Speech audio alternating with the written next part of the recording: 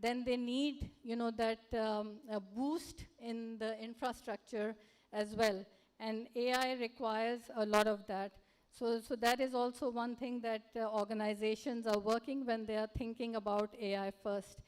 And the last one is AI first in all of the functions. So when we say functions, we mean, in operations, in sales, in the risk management, in the credit part, so of inculcating that. And that is really where the value will be brought about, because organizations are now looking at adding AI to add value to the organization.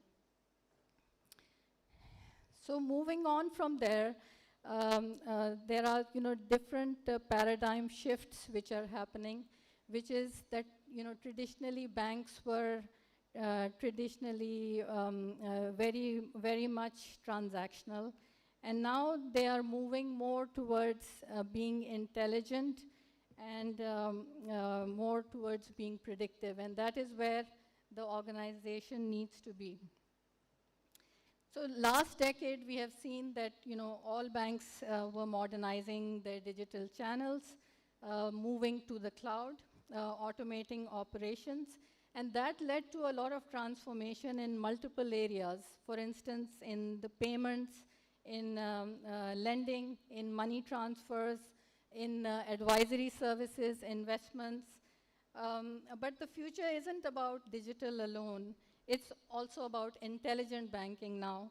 So where every process will learn, every customer interaction predicts intent, and every decision is data-driven and contextual. So AI allows banks to move from the reactive service to proactive intelligence, anticipating needs before customers even express them. Building the architecture for the intelligence and scale is right now the most important thing. And true intelligence needs the right foundation. And this is something throughout the day that many of our speakers will be talking about. How do you create that architecture? Because in today's world, the new strategy is really the new architecture that the bank deploys as part of the change that they are bringing to their organization. And at Systems Limited, we have seen the success when banks are aligning 3 pillars, which is people, reskilling their people for analytics and AI-driven decision-making, processes, simplifying, standard, and reimagining the automation. So not only going and automating bad processes, but really rethinking how they can make the processes simple. And then, of course, also the third thing they are doing is becoming a platform company. Deploying technologies which are cloud native, composable, and built for agility so that this can take place. So embedding trust and security, this is how intelligence can scale. And trust, security, and governance takes the center stage and becomes non-negotiable when you're talking about AI. Banks must ensure AI is ethical, explainable, and compliant. Regulations are evolving fast, and the institutions that win will be those that embed trust into every algorithm, building transparency and resilience into the models from day one. The human-AI collaboration, the future of banking isn't a man versus machines. It is actually a collaboration between the human and the machine. When empathy meets intelligence and we redefine customer experiences, that's the true promise that AI is bringing in banking. As we reimagine the future, let's remember technology alone doesn't transform banks. It's the courage to rethink business models, rebuild architectures, and re-empower people that will define the winners of the next decade. Let's build the bank of the future, intelligent, inclusive, and infinite. Thank you very much.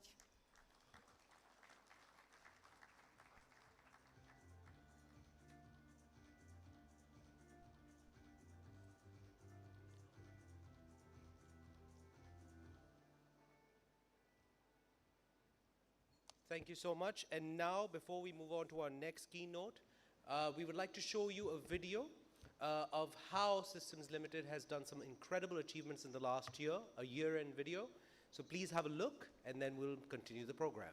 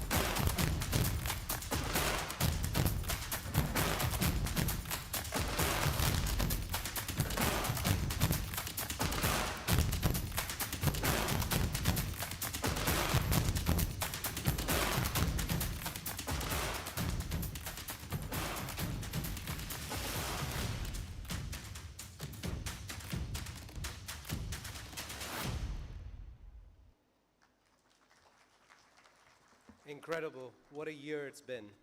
And now moving on to our next session.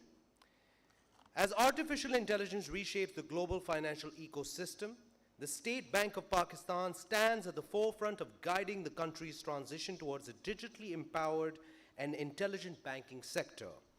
The next keynote session will highlight SBP's vision and regulatory roadmap to enabling AI adoption across financial institutions while ensuring stability, security, and inclusion. And to do this keynote, we have a very special guest that is here today. We were quite excited for him to take out time. He's a very busy man, and we're quite excited that he's here with us. He needs no introduction, and he is going to take this session forward. SBP's role in shaping an AI-driven banking future. Please, a warm welcome for the Governor, State Bank of Pakistan, Jameel Ahmad Saab.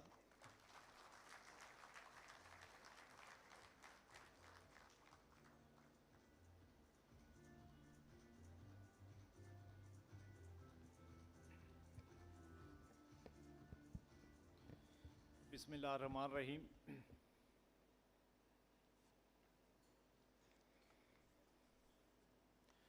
Asif Peer Sahib, CEO Systems Limited, Presidents and CEOs of banks, other financial institutions, corporate executives, ladies and gentlemen, Assalamu alaikum and a very good morning.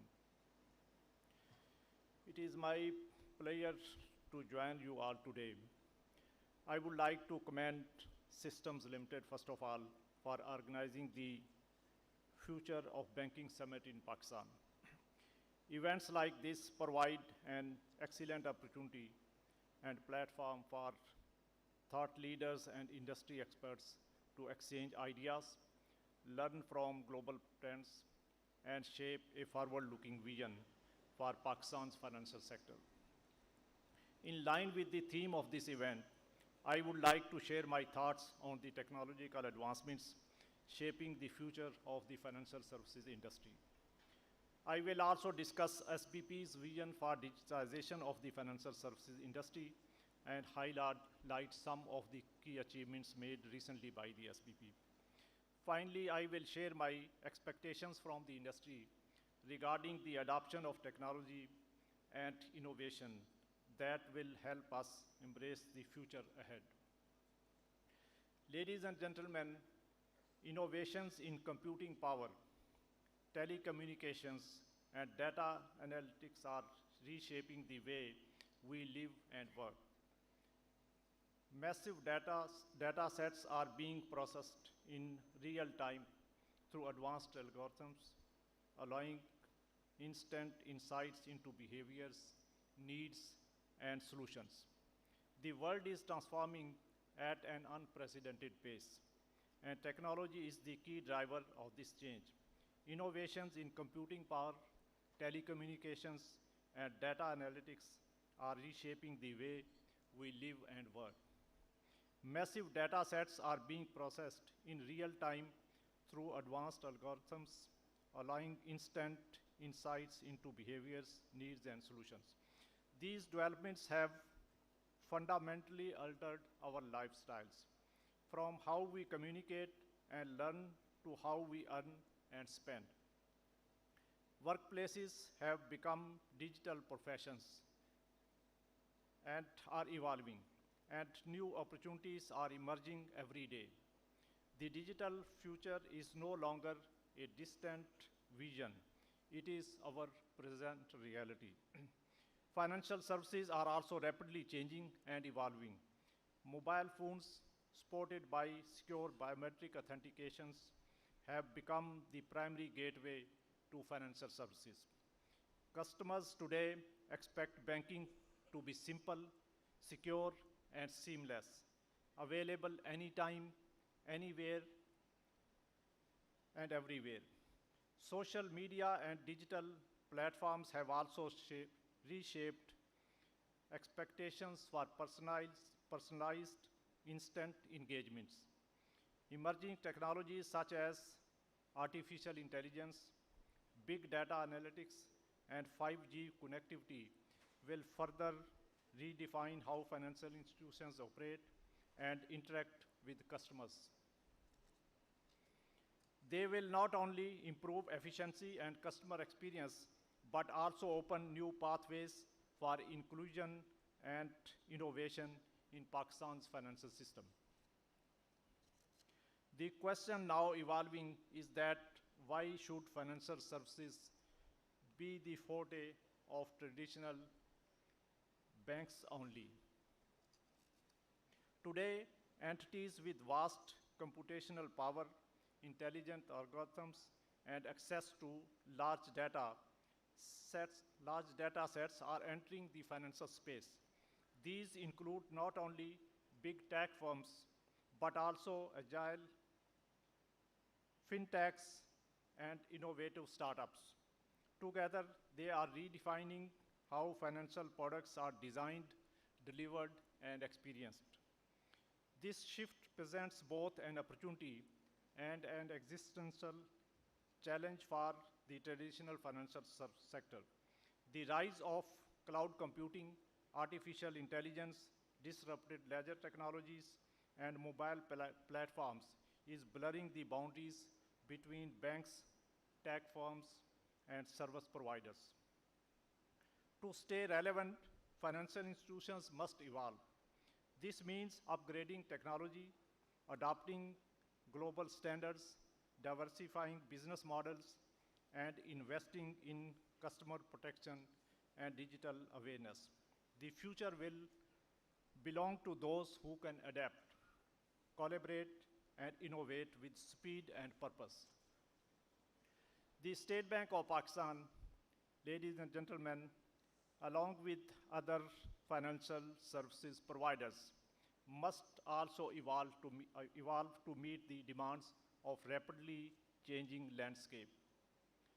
During the past few years, SBP has undertaken significant initiatives to encourage the adoption of technology across the financial sector.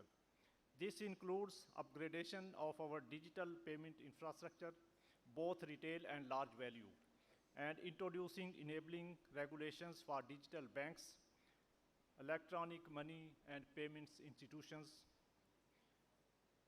and other similar new entrants in the market. At the same time, SBP has taken measures to safeguard our financial system from cyber threats and operational vulnerabilities, ensuring that innovation is matched with resilience and trust. During the past few years, we have witnessed significant growth in the number of transactions being conducted using our digital banking channels. In fiscal year 2025, of the 9.5 billion transactions processed by our banking and payment channels, 68% were conducted using mobile apps, whereas 5% and 3% transactions were carried out via cards and internet banking portals, respectively. Only 12% of the transactions were conducted over the counters and another 12% using ATMs. On the other hand, in terms of value, 612 trillion rupees were processed through banking channels, of which 70% were conducted at the branch level.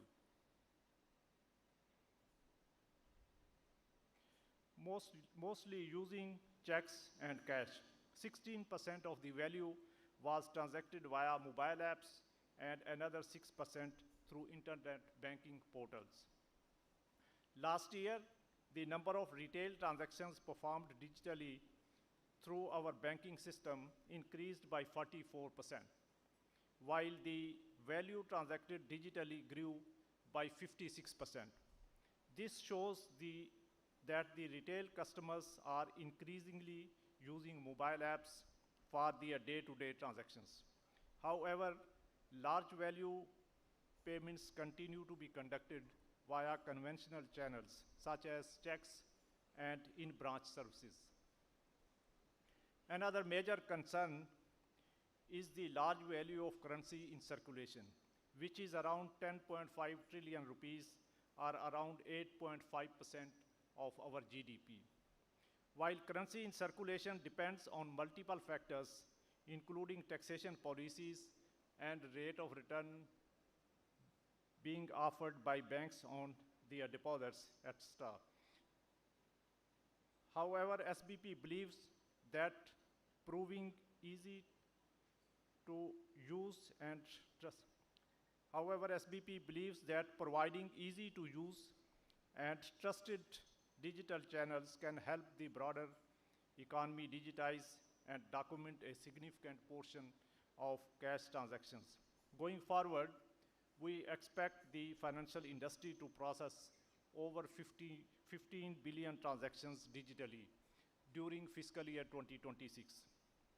Ladies and gentlemen, this brings me to SBP's vision for the digitization of the financial services industry, which is based on the principles of providing user with ease to use and trusted digital services. First, we would like our digital payments infrastructure to be state-of-the-art and fully interoperable, thereby enabling customers and businesses make and receive payments instantly.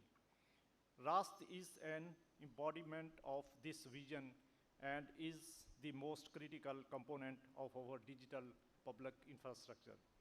The launch and continual expansion of RAST represents a landmark development, not simply as a payment switch, but also as a core national infrastructure. RAST enables citizens, businesses, and government entities to transact in real time, securely, and at a low cost. By reducing friction and broadening access, RAST supports State Bank's vision of a modern payment ecosystem that is accessible to every Pakistani regardless of geography, income, or institutional affiliation. The Prime Minister of Pakistan has also made RAST the cornerstone of his key strategic initiative for digitizing the economy and making it cashless. These entire government services are now being shifted onto RAST, and the private sector is rapidly adopting the new system as well. My key message for the banking and payments industry is to increase the pace of digitization of their customer transactions, both in public and private sector. SBP is offering RAST system free to its participants and look forward for the support of banks and other stakeholders for its widespread adoption. We want to expand our financial services industry to encourage the entry of tech-enabled innovative companies. As of today, 2 digital banks are commercially live, and another one will become operational very soon. Furthermore, 6 EMIs and 6 payment institutions which are commercially live and few others are getting ready to enter the market. We expect these new digitally enabled entities to help bring affordable financial services, encourage product innovation, and provide user-friendly interface for the people of Pakistan. It would be extremely important for them to solve the problems of low inclusion and digitization, which we are facing today. Be it a small farmer who wants to receive payments instantly, or a female entrepreneur who wants access to credit for growing her business, or a household who wants to store value safely. Our objective is to translate every digital advancement into greater financial inclusion, operational efficiency, and public trust. Second, there is a need to create an enabling environment for the adoption of open finance by the financial services industry, especially banks. Open banking is the consent-enabled sharing of banking data with third parties so that they can develop innovative solutions for their customers. It also includes payments initiation services, which is the consent-enabled initiation of payments by the third parties. The underlying principle of open banking is that the customer is the owner of their data and financial institutions are merely the custodians of that information. Hence, the customer should be able to use their data for availing third-party services. SBP expects that open banking initiatives riding on the rails of faster payments will bring a new era of customer-centric digitization of the economy. Another key area is the eKYC, a project which has been developed and being led by Pakistan's Banks Association. This eKYC platform has been launched, and currently 8 banks are pushing their customer data onto the platform. Another 15 banks will soon be able to push their customer data using this platform. I strongly urge Pakistan Banks Association to enable all banks on this platform and extend the sharing of eKYC to other players of the banking and financial ecosystem. This will facilitate customer and businesses onboarding journey, making it simpler and faster. Third, we want to integrate our payment system with the systems of other friendly countries for facilitating inward remittance flows and other trade and tourism-related transactions. The objective is to make these transfers near real-time, less costly, and safer. For seamless integration of payment systems, the industry needs to adopt international standards. SBP has already adopted ISO 20022's messaging standard, both for its retail and large value payment systems. RAST and Prism Plus, which make us compatible with other payment systems and ensures seamless integration. Fourth, building customer trust in digital financial services is a prerequisite for achieving wider adoption. As payment volumes shift to digital channels, the need for strong cybersecurity and fraud protection becomes even more crucial. Users must have confidence that the financial system is secure and that its safeguards are in place to protect their funds and data. A single incident can damage confidence, so prevention, monitoring, and swift response are essential. SBP continues to strengthen its regulatory cybersecurity frameworks and expects institutions to invest in resilient and robust infrastructure, continuous monitoring mechanisms, and customer awareness programs. The industry needs to add cybersecurity threats as well as prevention of fraud and scams on priority and ensures continuous availability of online dispute resolution mechanisms and liability framework for their customers. The emergence of large and small language models coupled with retrieval augmented generation or RAGs are not only enhancing the quality of our workforce and human productivity, but also resulting in the development of innovative systems like agentic AI. The innovations in AI has huge potential for our industry, from addressing consumer protection issues to enhancing the effectiveness of our compliance and risk management functions. Banks and other financial institutions need to invest in these new technologies in a manner that expands their product development, customer support, and compliance-related abilities in an innovation-friendly and responsible manner. We must not forget that the promise of AI comes with the responsibility. State Bank of Pakistan is committed to promoting responsible and transparent AI adoption in financial services. AI's use should be fair, explainable, and aligned with the principles of customer protection, privacy, and ethical governance. Finally, State Bank of Pakistan wants to promote innovation and extend outreach to innovators, students, and industry. In this regard, SBP is in advanced stages of launching its own innovation hub, which will bring exciting developments for the industry. As part of this initiative, SBP launched the first cohort of its regulatory sandbox.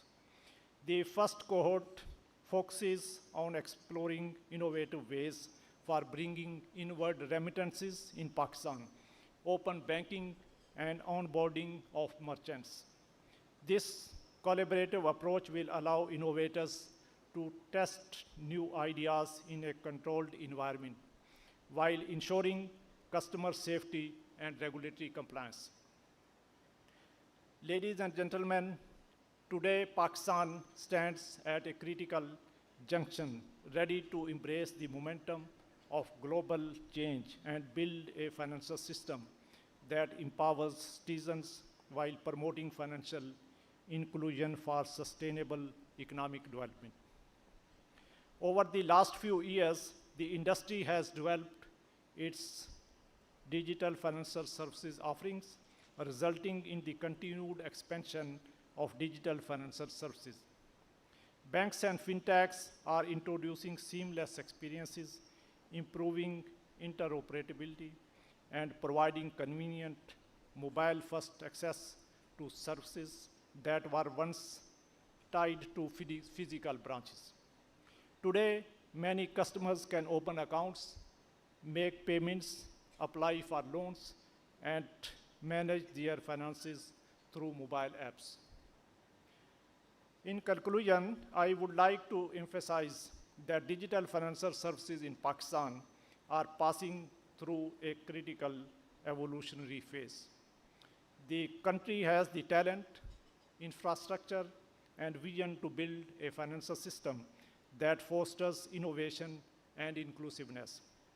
By working together, regulators, banks, fintechs, policymakers, and the private sector, we can shape a future where every Pakistani can confidently participate in the digital economy.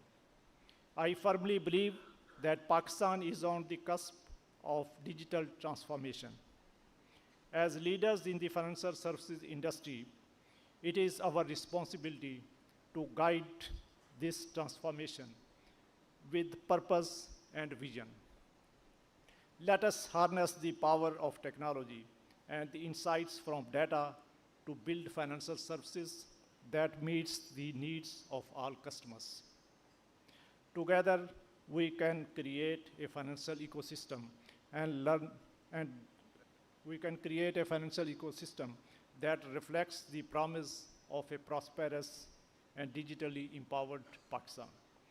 In the end, I would once again like to thank and I'm grateful to the organizers, Systems Limited and other organizers for inviting me to share my thoughts today. Thank you very much for your attention.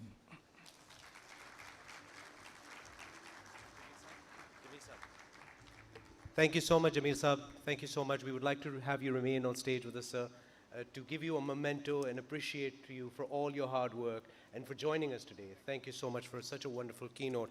And to give Jameel Saab his memento, I would like to call on stage from Systems Limited, Asif Peer and Ammara Masood to join me on stage, along with Ahmed Karam from Temenos, please. Thank you.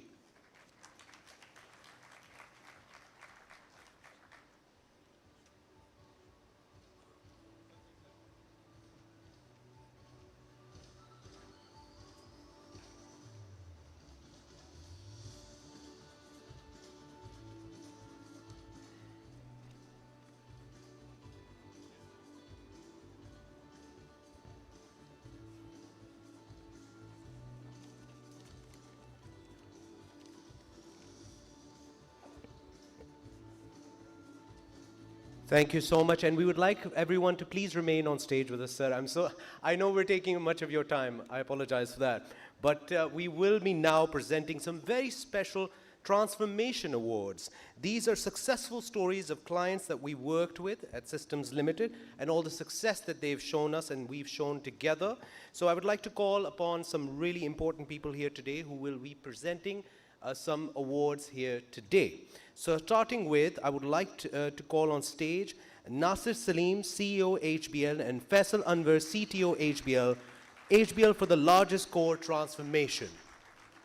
The applause can be louder, by the way, ladies and gentlemen. We're celebrating here today.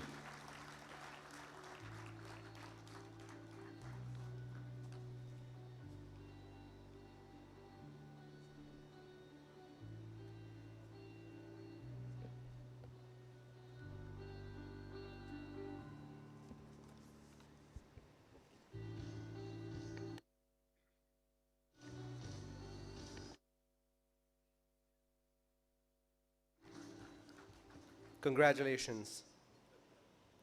Thank you so much. And now the next name that we would like to read out is Mashriq for Most Innovative Digital Bank. And to receive the award is the CEO of Mashriq, Humayun Sajjad, to please join us on stage.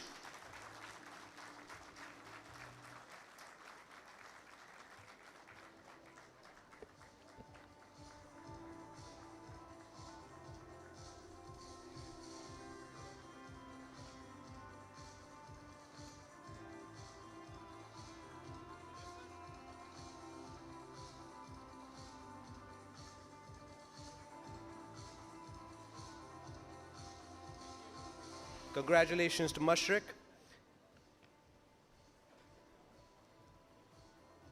And now moving on to the next name.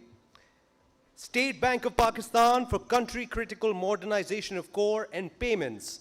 And to receive this award, Asim Iqbal, the CTO, State Bank, and Governor SBP.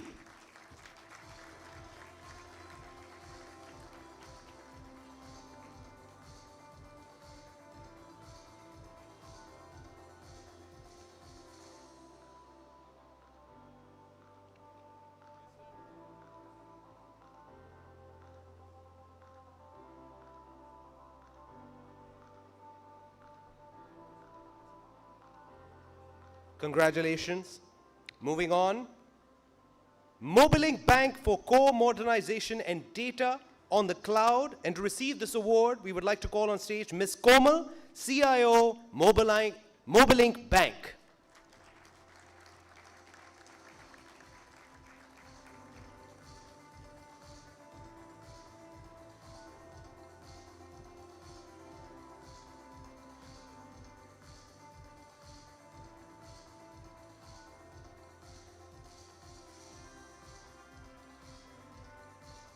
Congratulations. And now we'd like to add another presenter on stage, and that will be Mr. Abdullah from Temenos. If you can join us on stage, please. A round of applause for Mr. Abdullah, if he can join us from Temenos for the next award that we're giving out. I think he's on his way. Wonderful. Thank you so much for joining us on stage. And now the award for Best Customer Experience Across Channels. It goes to UBL, to be received by Jawwad Iqbal, CEO, UBL, and Sohail Aziz Awan, CDIO, UBL. Please join us on stage.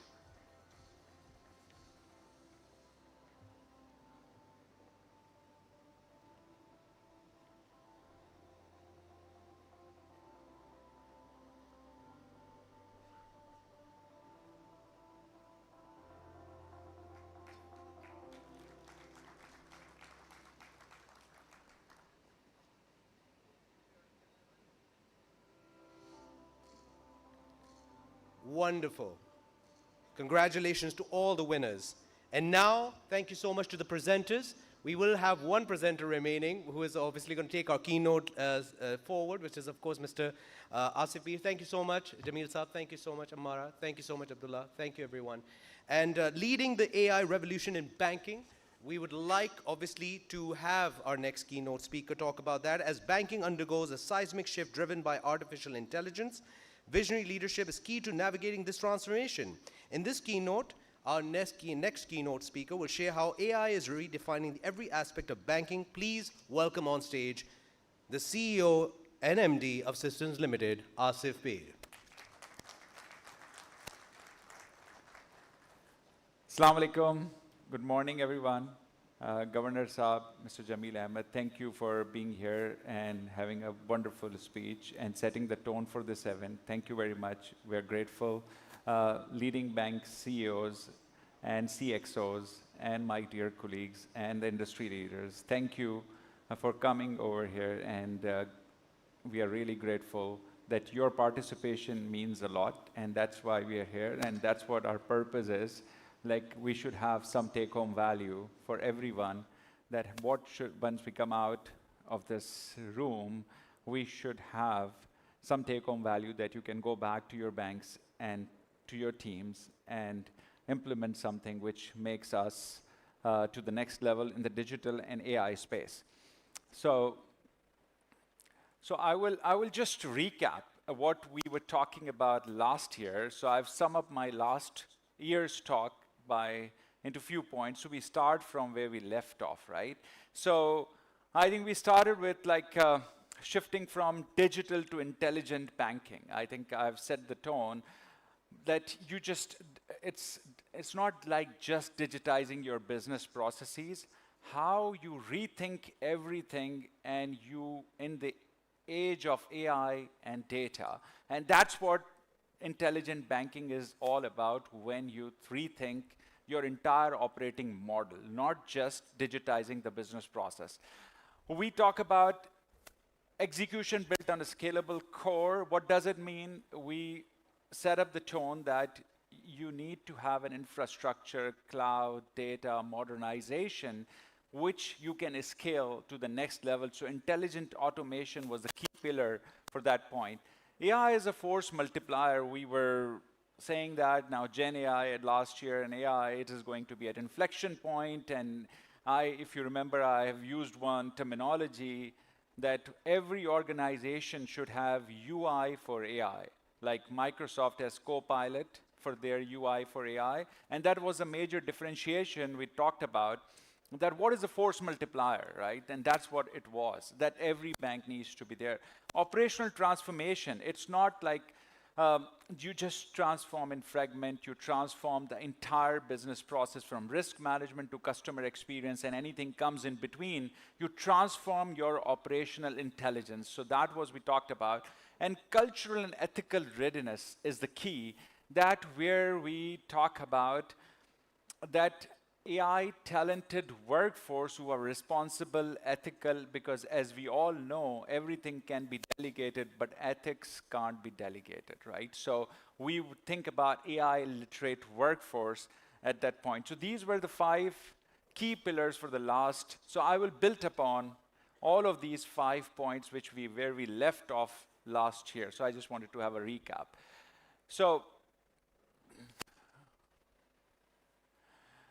I think if you read that, banking is at an inflection point.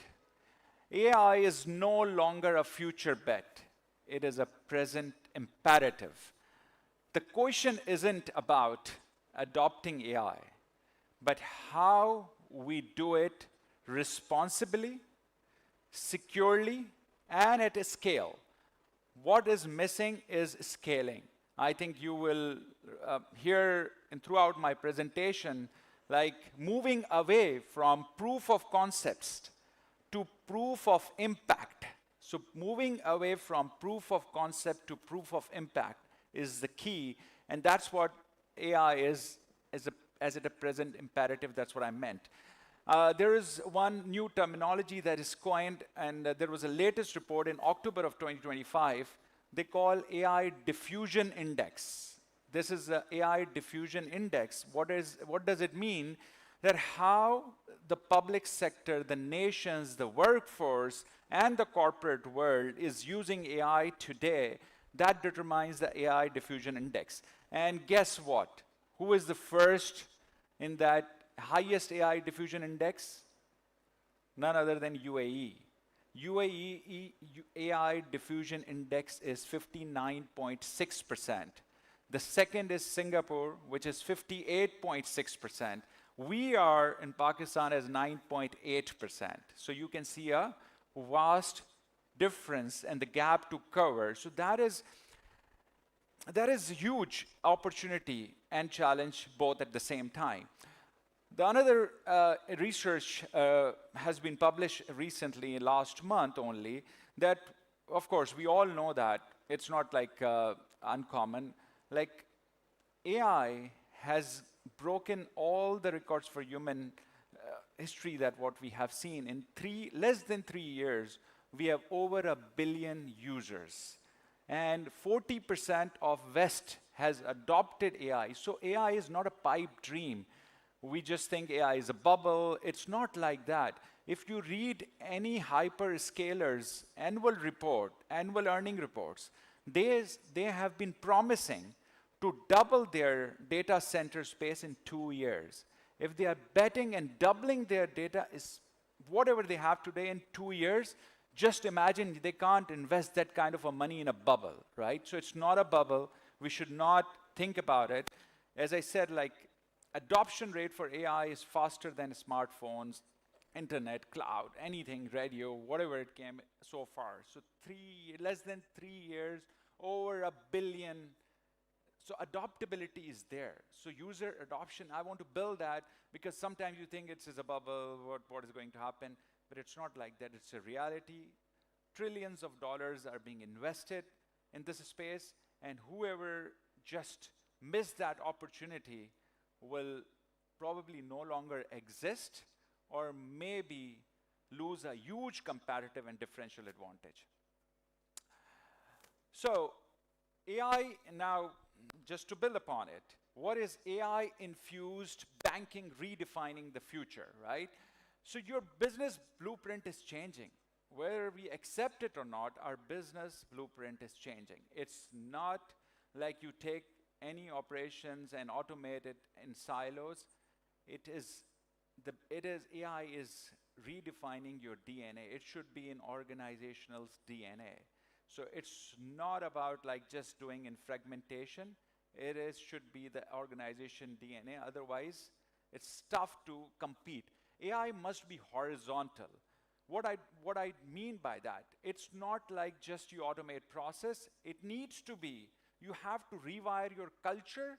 You have to rewrite your roles. You have to make sure that every business function, every workflow, every transaction, so AI is everywhere. So if somebody asks me today, what is your budget for AI spend? You just have to have a simple answer. I can't have the budget because AI is everywhere and anywhere that is required. And that's what your thinking needs to change. The third is, this is transformation, not tooling. You can't just put tool on top of and just say that we have done the AI. It's the entire rethinking of your operations, rethinking of your business model. And that's what transformation, from end-to-end transformation, I will explain the string of pearl approach at the end. And that's what we all need to think. What is a string of pearl approach? Transformation requires thoughtful orchestration. So it's a human and AI collaboration, that how you can make sure in today's world that AI and human intelligence combine together, so you can have a judgmental interrogation, you can have intelligent interrogation, and you can take a huge advantage of this robust technology which exists here. So next I will move to, so I think, of course, every new things come up with a lot of challenges as well. Like we are talking about at one end, impossible of possible and possibility of AI and innovation and things are coming. On the other hand, we see there are certain challenges, like you guys be facing for talent shortage, right? AI talent. I think 80% of the 80%, this is IDC research, 80% of the bank CEOs in Europe and America said that we have a shortage of AI digital talent. So this is one key challenge, of course.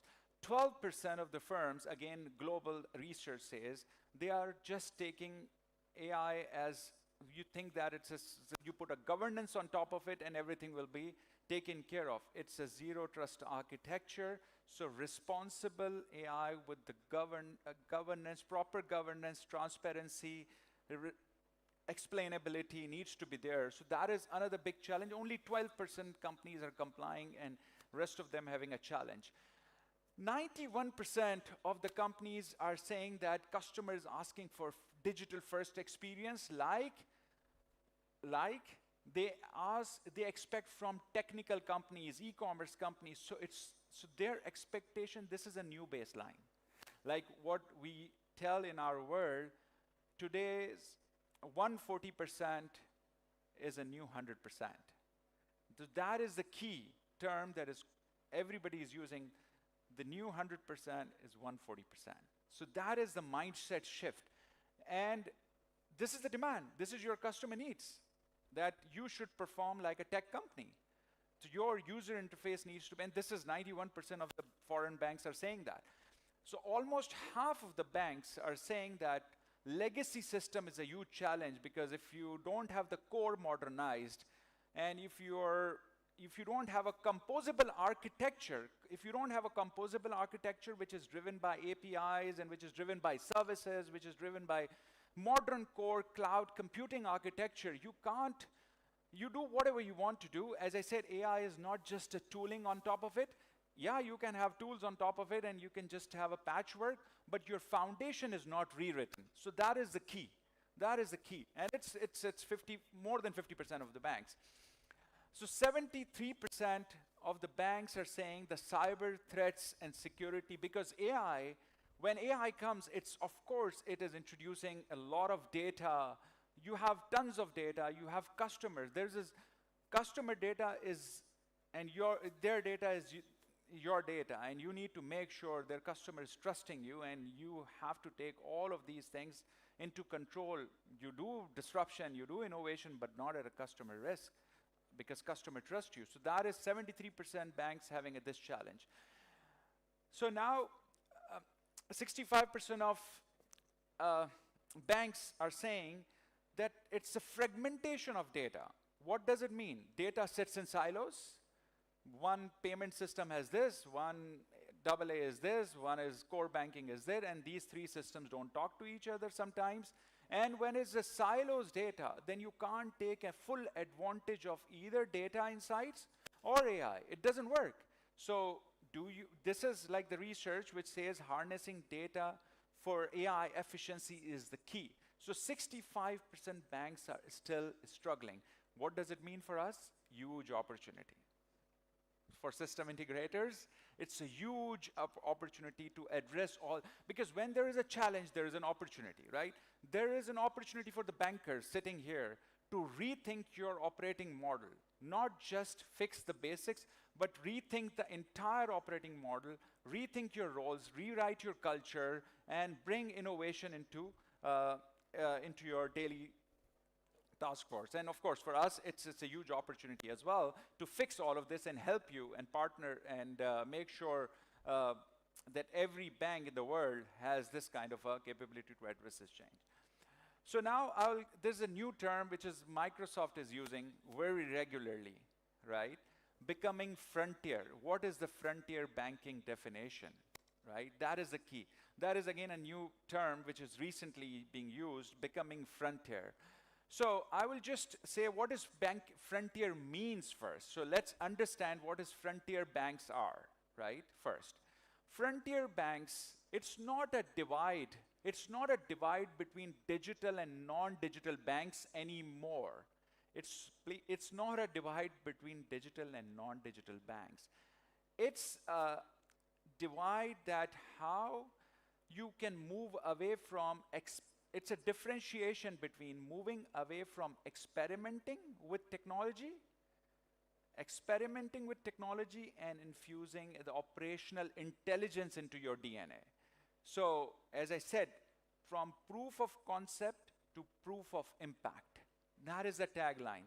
That the frontier banks are those banks who move away from POCs to proof of impact, and they create the larger impact by moving from this side to this side. So now you, like frontier, if you are you are you behind or becoming a frontier or a frontier bank already? That is the definition. AI sits in a silo, as I said. Like, okay, there is an AI division, chief AI officer or whatever you name it, and he's just doing data in isolation, AI in isolation, versus embedded horizontally, that every business function, every workflow, every task, AI is infused, and operational intelligence is infused in it. So that's what differentiates you from, are you ahead or you are just sitting in silos. Pilots running across the enterprises, like what people are doing these days. Okay, please, do you have any use case? Can we implement 2 use cases? Can we do pilots? Can we do pre-OC? They are missing scaling beyond the pilot. How you can scale and how AI agents can be productionized it, and how you can scale it, and how you can get an ROI out of it, that is value realization is missing. Day-to-day is not significantly different. Workforce redesigning. I think, as I said, AI literate talent, it's not about technology, that it's not about IT only, that you need few data scientists and so on and so forth, and you just have AI division. It's a cultural shift that every business user, every operational user, every branch user needs to be AI literate. Because if they don't accept the change, then AI is not going to work. CIOs can have so many tools on top of it, but if the culture of adoption is not there, how you are going to use that? That is, again, workflow redesigning is a frontier. Operation is stuck in time, operation transformed. Of course, again, end-to-end transformation. Don't think in fragments, please. This is the key motivation, like don't think in fragments. Think end-to-end. Think end-to-end, and I'll explain at the end, as I said, a string of pearls approach. AI without integration is like innovation without purpose. You can innovate, but there is no purpose, right? So you need to, in today's world, it is very important that whenever your CIO, if your CEO comes to you, what is an ROI for this use case? Why we are doing this question, what is my value realization model? How it is going to create an impact? These are the basic questions that creates a lot of business impact. So business impact is must for any technology investments that you do, whether it's in a core banking, whether it's in a cloud, whether it's in a data, whether it's an integration. This is important, right? The clear business impact that you define from day one, not afterwards, after implementing, okay, we have done this, now let's do what is an ROI. It doesn't work that way. It works the other way. Okay, so we will now move to what does it mean now? Like how you judge where you are? What is your success framework? And this is the key. If you are a frontier bank, where you are, and what is your success framework? Of course, if you can't enrich your employee experience, if they are in the branch and they don't have the tools, then how can you expect them to be efficient? How are you doing the hyper-personalization? It's impossible, right? How you are augmenting end-to-end workflows. So enrich employee experience is the key principle. The second is reinvent customer engagement. Again, you are doing a B2B, B2C, you are connecting with Gen Zs, any person on the earth. As I said, it's not a divide between digital and non-digital anymore. It's about your operational intelligence. So are you hyper-personalization? Doing customer experience, what your team does, how you are using AI? So this is measurement of your success framework. Reshaping business processes. Again, rethinking, rewiring the entire business process. Please, again, I will instruct, don't think in fragments. So if you want to get an efficiency, cost savings, efficiency gains, you have to rethink the entire value chain. Bend the curve on innovation. I think that is the key principle. Are using AI to reimagine your business model and products. And it's not just for the banks, because somebody will come and disrupt. Some fintech will come and disrupt. As the State Bank Governor said, there are 6 EMI licenses given. There are digital banks, 2 digital banks are operational. So agility, nimbleness, execution is the key. You can have big teams, but if you can't execute on the bend, on the curve of innovation, I think that is a huge opportunity loss. So I think these 4 gives you the success framework. That's, if you go back and put yourself into this metrics, I think you will find a lot of opportunities, a lot of journeys that you can reshape and become a frontier bank versus traditional legacy banks. So so we pivoted from last year, intelligent banking to frontier banking, right? So this is a pivot. Next.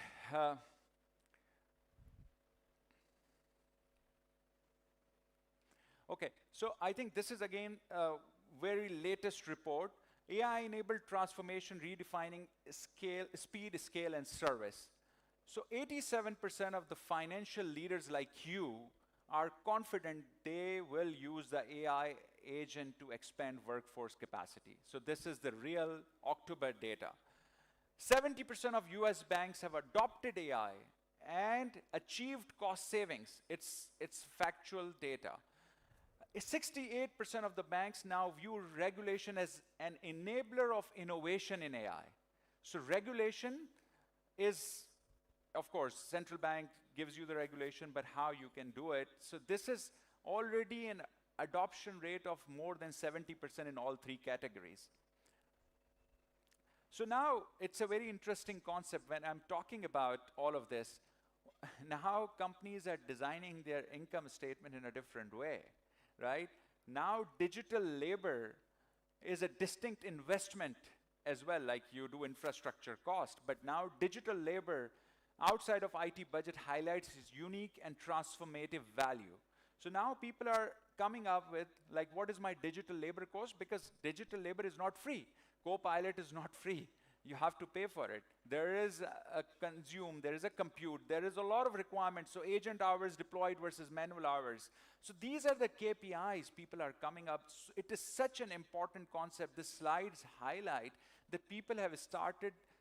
When you start accounting for different things at a different time, it shows there is an impact. And you have to think your digital colleagues in a different way.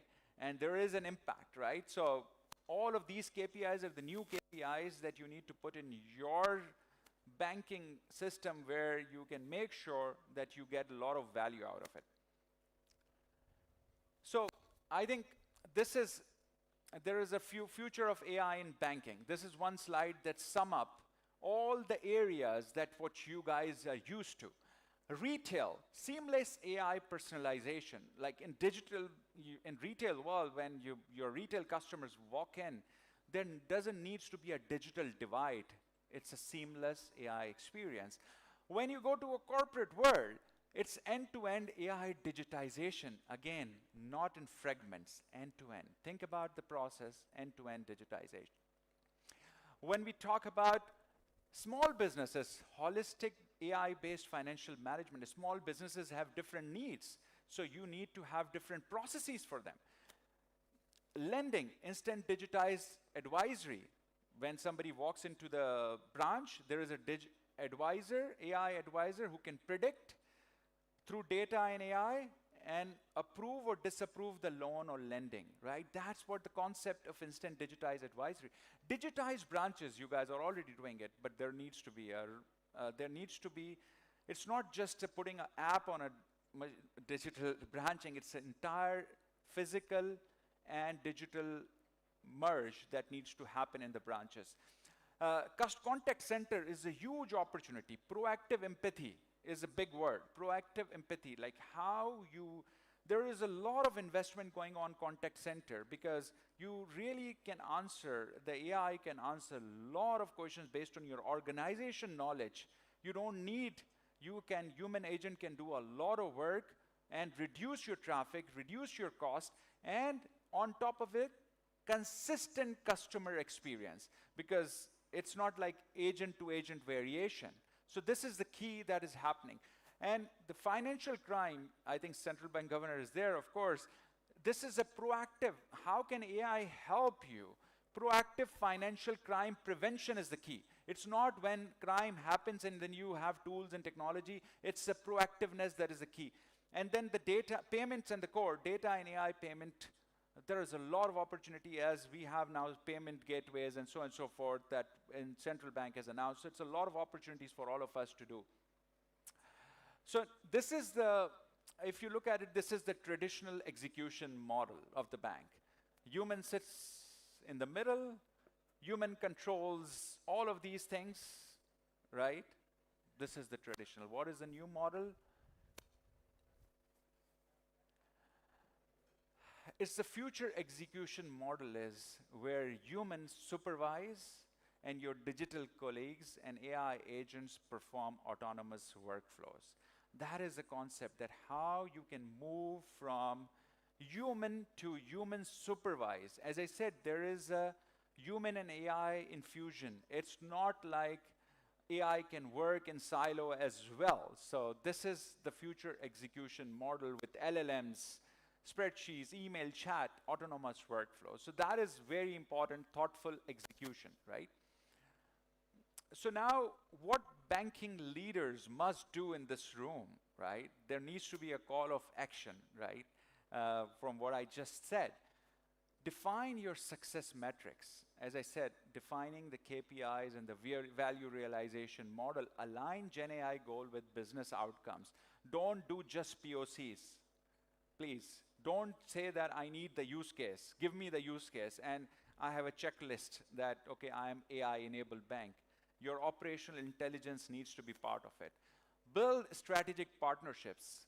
Leverage cloud and fintech experience, open banking APIs, and you need to partner with the companies who has the talent to implement.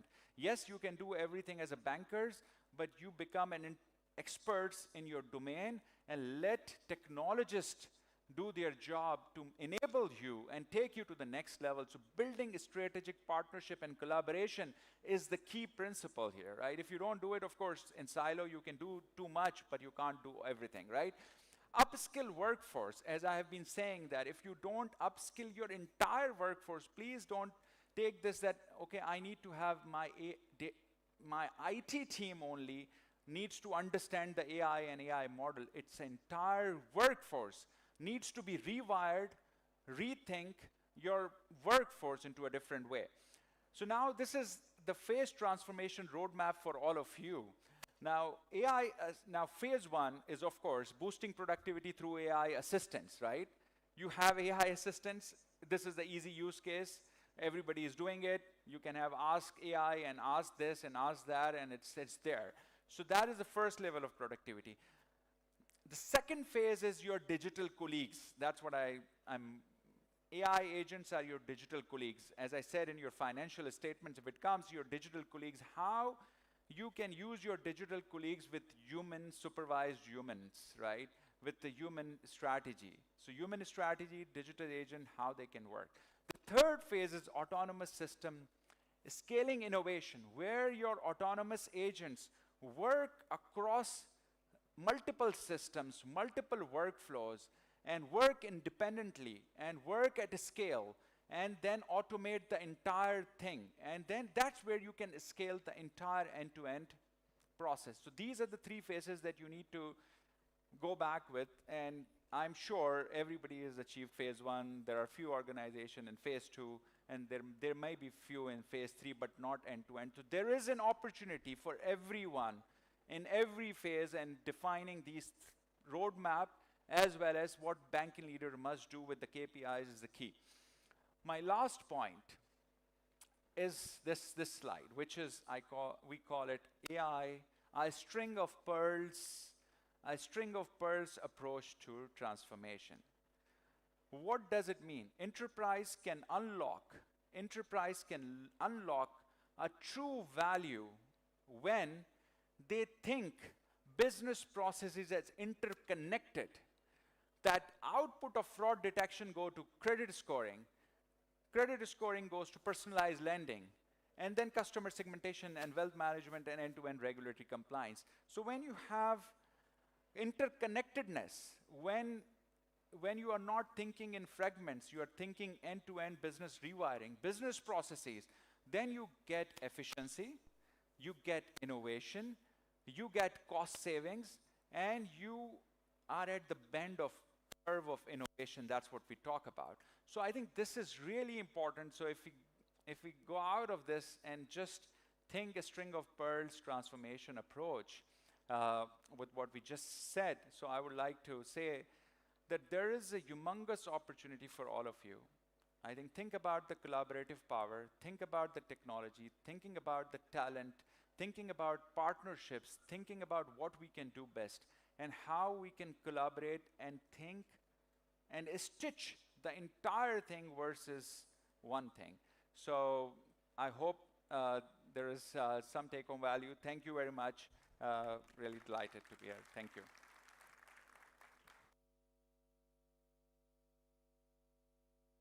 Thank you, Asif Peer, for that very engaging. And now, we will move on to our next session, where we will be talking about how artificial intelligence is redefining the foundations of modern banking.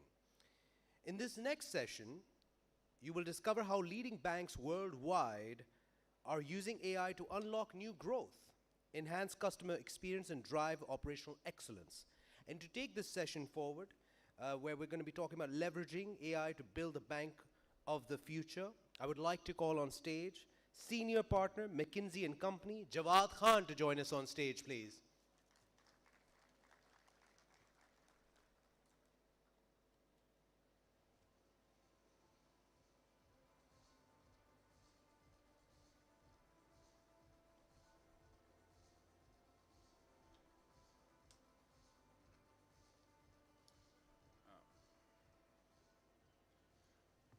Assalamu alaikum, everyone. Absolute pleasure to be here. Asif, thank you for inviting me. I know many of you, and inshallah, I do need to drop by. It's been a while. I don't speak often, but this was a conference that I think has a lot of weight, and the kind of audience that's here, I think it's important we talk about a topic where I've seen a lot of institutions falter. A lot of hype, a lot of conversations, but not a lot of impact. And maybe before I start, I'd love to get a sense of, if I can just get a show of hands of anyone here who thinks we've experimented or we've done anything in AI in their banks. Can I get a show of hands? Okay. Can I get a show of hands of anyone, of individuals who can actually specify the impact or the value that's been generated in their banks from AI?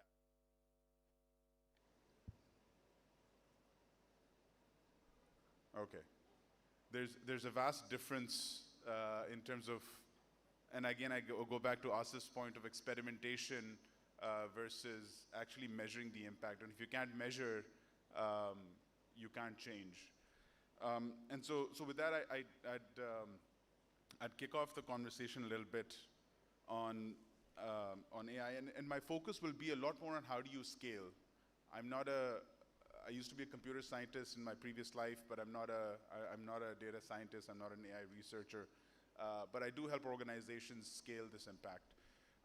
And over the past year even, or a couple of years, just the flurry of activity that's happening in the AI space has exponentially increased. 5 years ago, it was really Google that was trying to do something at scale and really sort of pushing the boundaries of AI.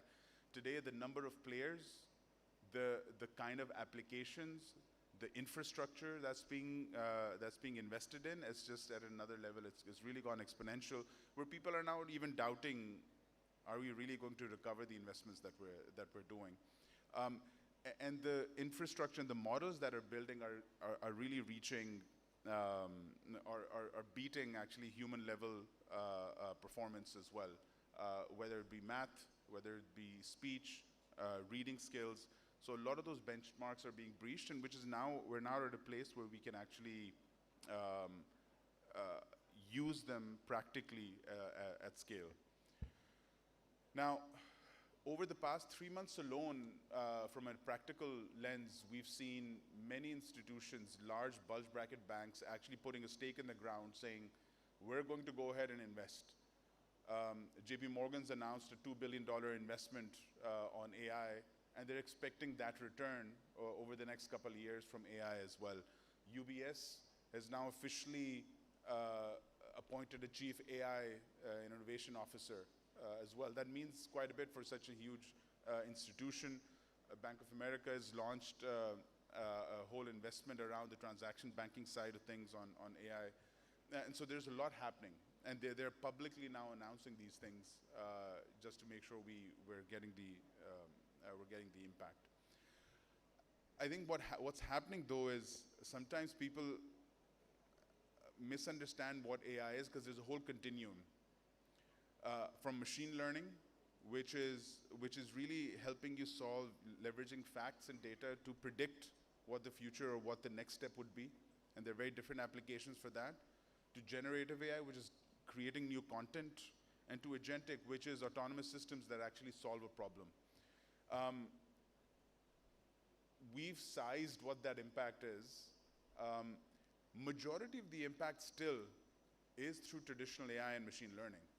And even that's not being scaled and adopted at the level that we want. And what you typically see is on the machine learning side, it's typically revenue uplift and marketing sales and revenue enhancement is what drives that.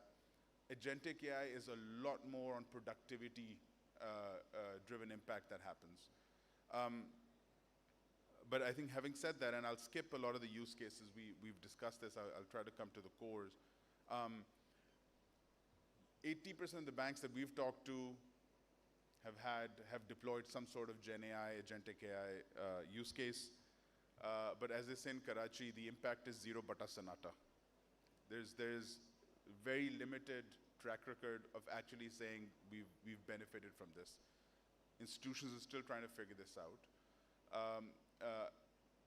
And I go back to what Asif had said. It's a lot of it has to do with just bite-sized approaches to solving these, to experimenting with these. And if I just go, the biggest issues that we've seen or blockers that we've seen is, of course, the pilot purgatory. Let's try something. If it fails, it's okay. I don't need to commit. The bank doesn't need to commit fully to a certain idea. But we'll do a small case and let's see what happens.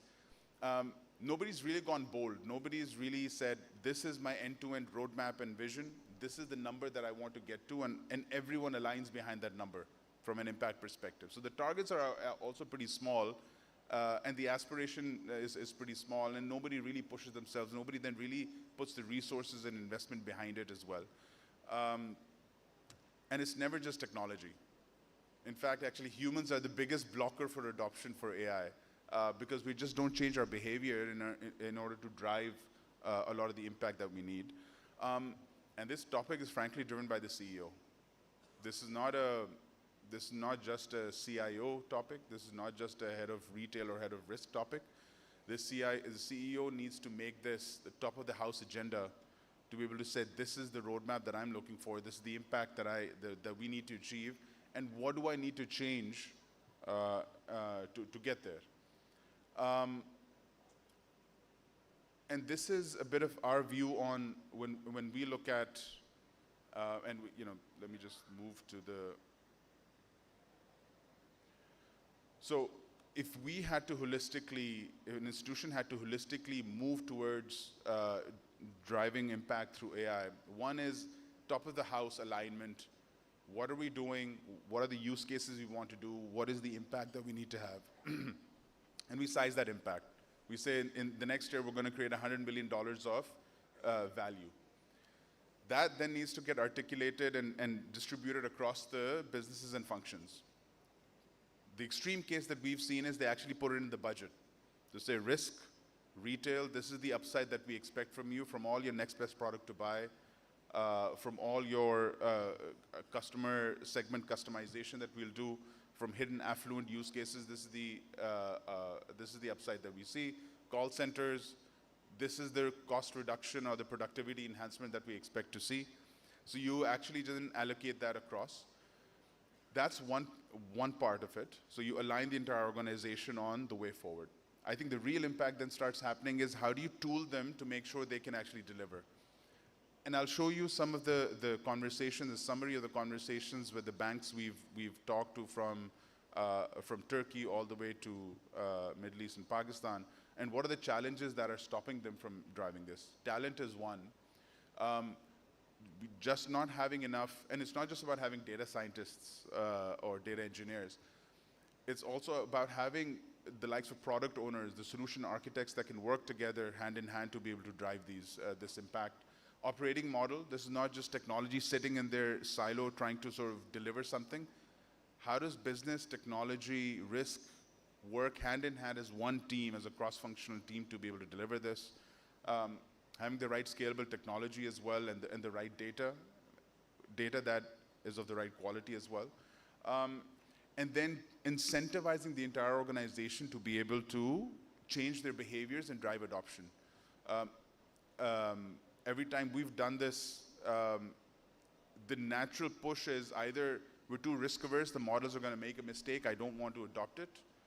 Or second is, my frontline is not incentivized to actually use the tool that you've put in, right? I'd rather go back to my old Excel sheets, but the tool that we have that helps identify where do you need to, which customer you need to call, at one point you need to call, they're not incentivized or they don't know how to use it. And so how do we ensure we change their behaviors over time to be able to drive that adoption?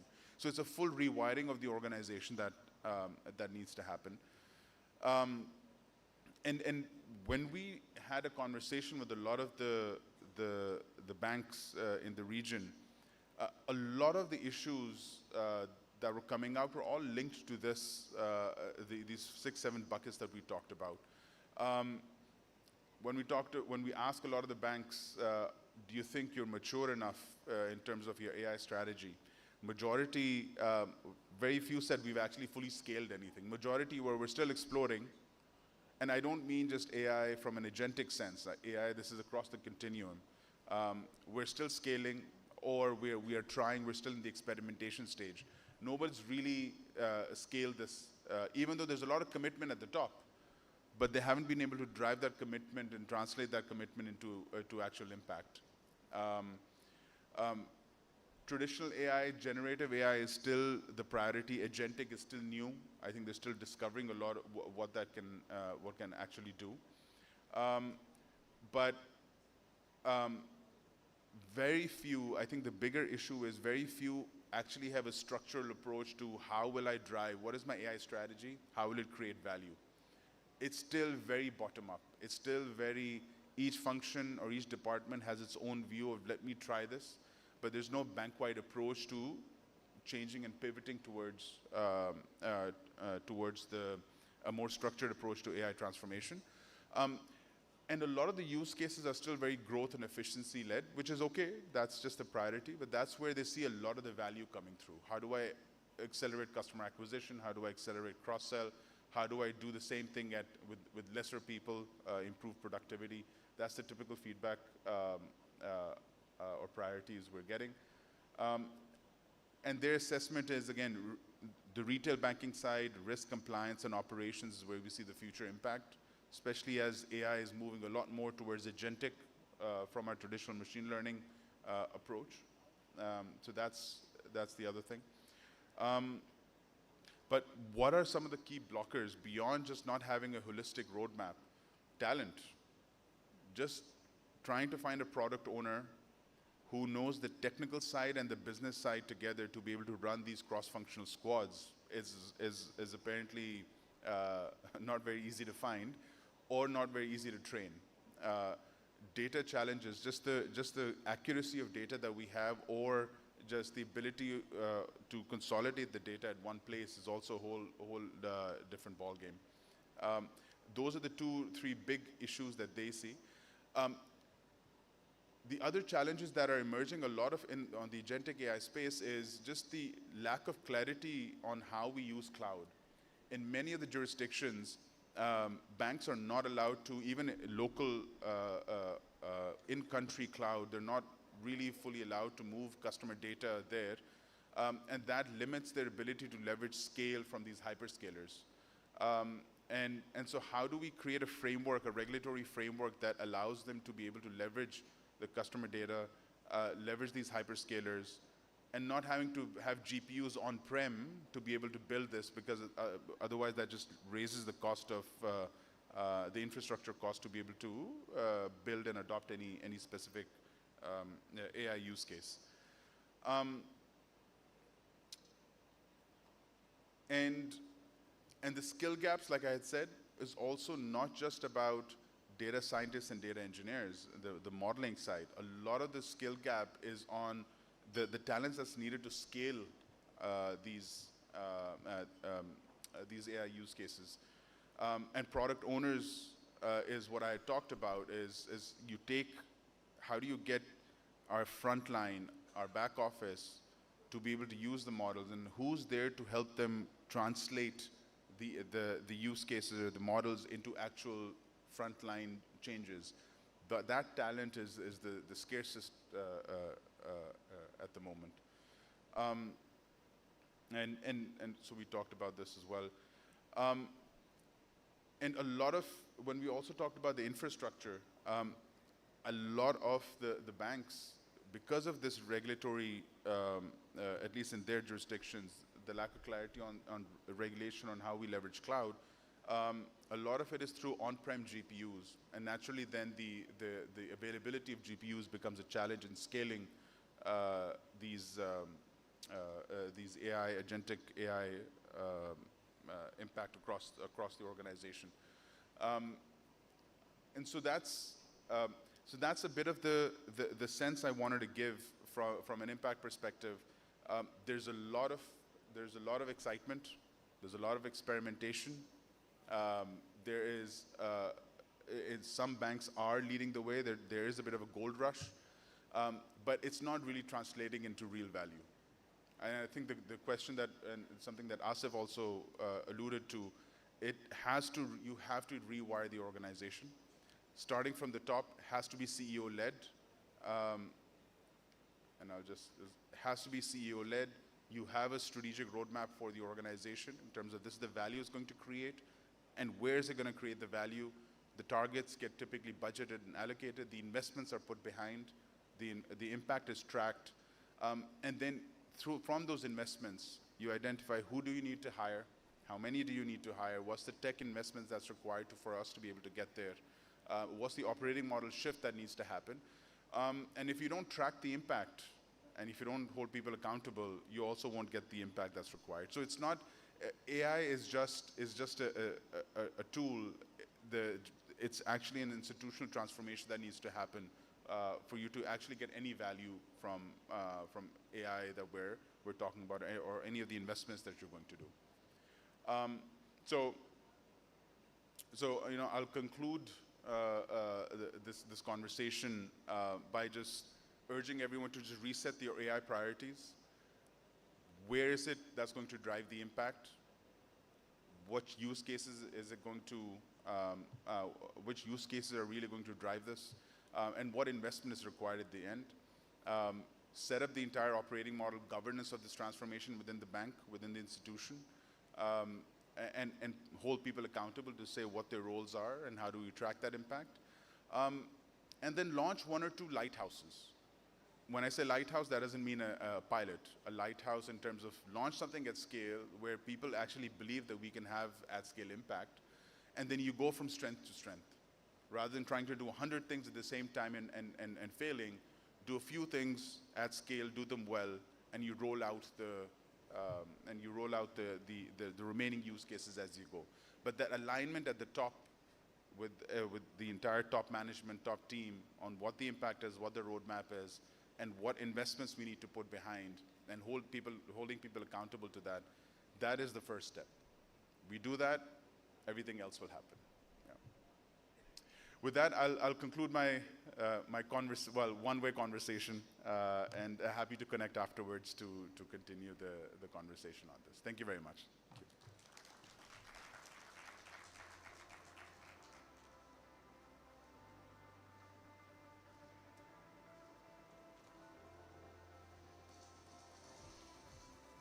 Thank you so much, Jawwad Khan. Very articulate and very precise keynote there. Thank you very much.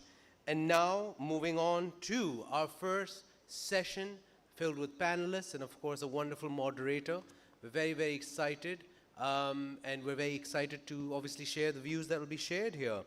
Talking about the future of intelligent banking in Pakistan.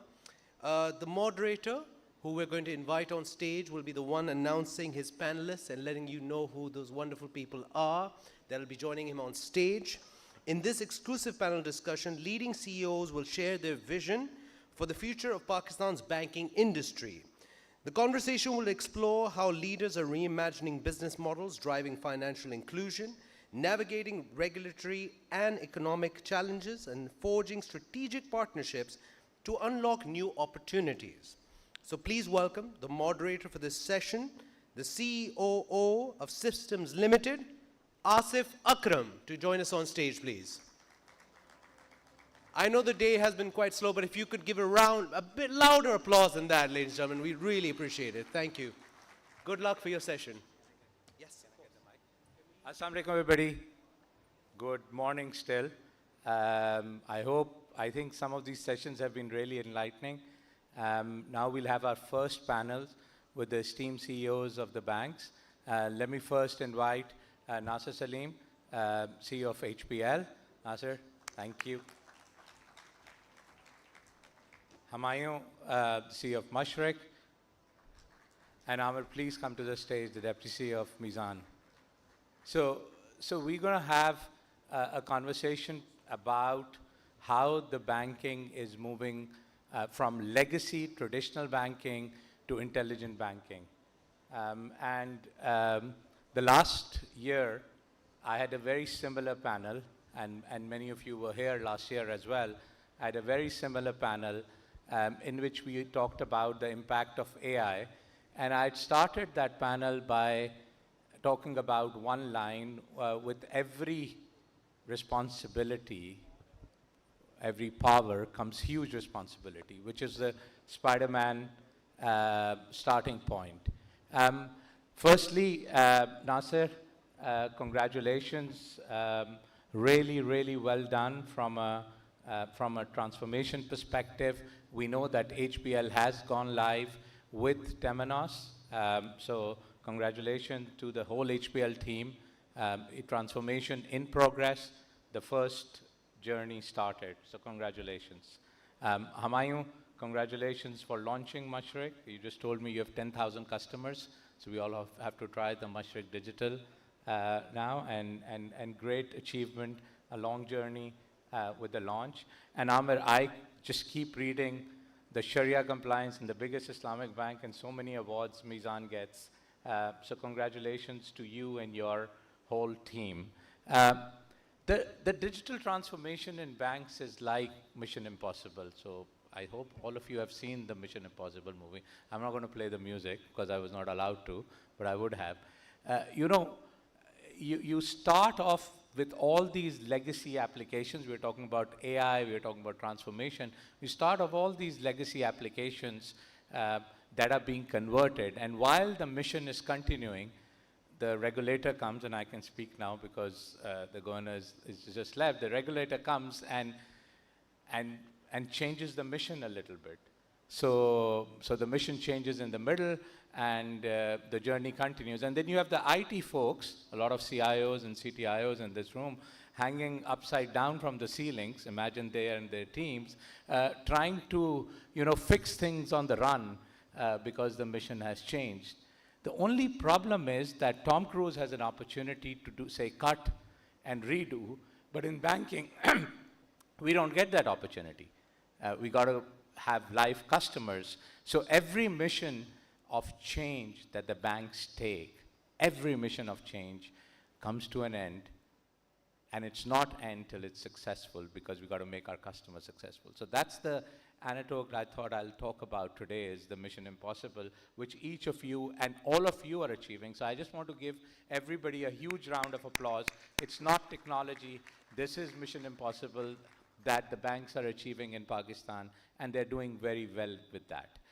So coming to our topic today, which is the future of intelligent banking, there'll be 3 sections I will cover, and I will not, I'll be very precise. First is the vision and strategy. How are the banks doing from a vision and strategy perspective? The second is the customer experience part. And then the third section is the leadership. We all talked about talent. McKinsey talked about it. Asif talked about it. Everybody talked about it. So I want to conclude on that. So Nasser, I will start with you. So from a strategy and vision perspective, how does the bank see economic growth, innovation, sustainability with all this tech and fusion happening and the Mission Impossible example that I've given? How does HPL see that for their customers? I'll then go to Mizan, and usually I'll come last to Humayun because I would want a different digital view. I'm hoping he can give me that a little bit differently. So, Nasser. Thank you so much. Sorry. Yes. So thank you so much. I think it's been an interesting journey so far, and it is a bit like changing, the engine for an aeroplane which is flying. So it's a little bit like Mission Impossible. I think there's a couple of things. I always believe that you need to have a vision which is short-term and which is simultaneously long-term. So the strategy that we have is, today there's a certain tech stack, and we have done very well in terms of consciously deciding to go what would be similar to what DBS did, that they started with the customer experience and started the digitization journey there.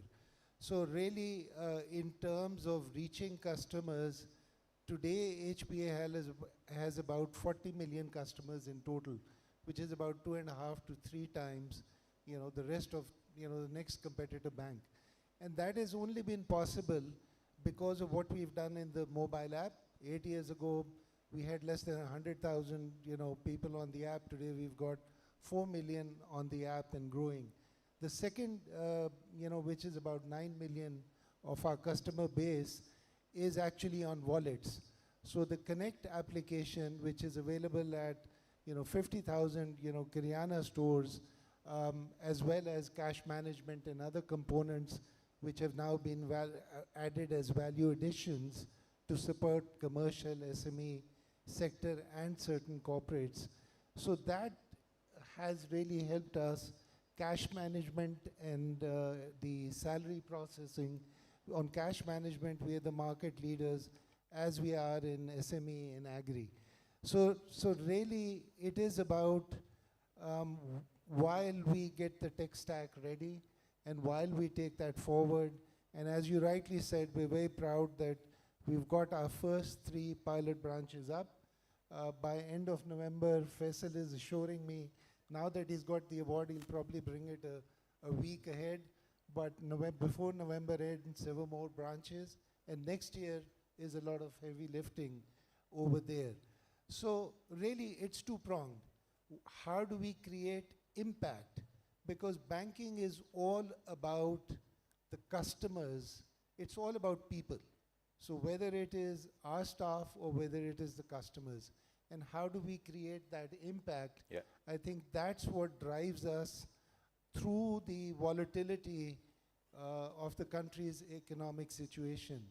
And the financials, kind of show that in terms of, the best ever year in 2024, as well as, the best 9 months that we've had in terms of the profitable growth. So each and every segment, you have to look at it very, very, microscopically in order to get value. But the levers are there, and the levers are there for everyone. But as we saw from some of the keynote speakers, the world is changing. And if we are not investing, so it's not just the core application, we're also doing switches, we're also doing, the middleware upgrades. It is a whole getting the tech stack ready for the future. We have started, and I was very proud, I'm a little, scratching my head now, but we have started some pilots in terms of AI, in terms of robotics, as well as now moving on to piloting, but fundamentally, there has to be that sea change in terms of how we actually imagine operations. It has to be by the steps, not by the flows.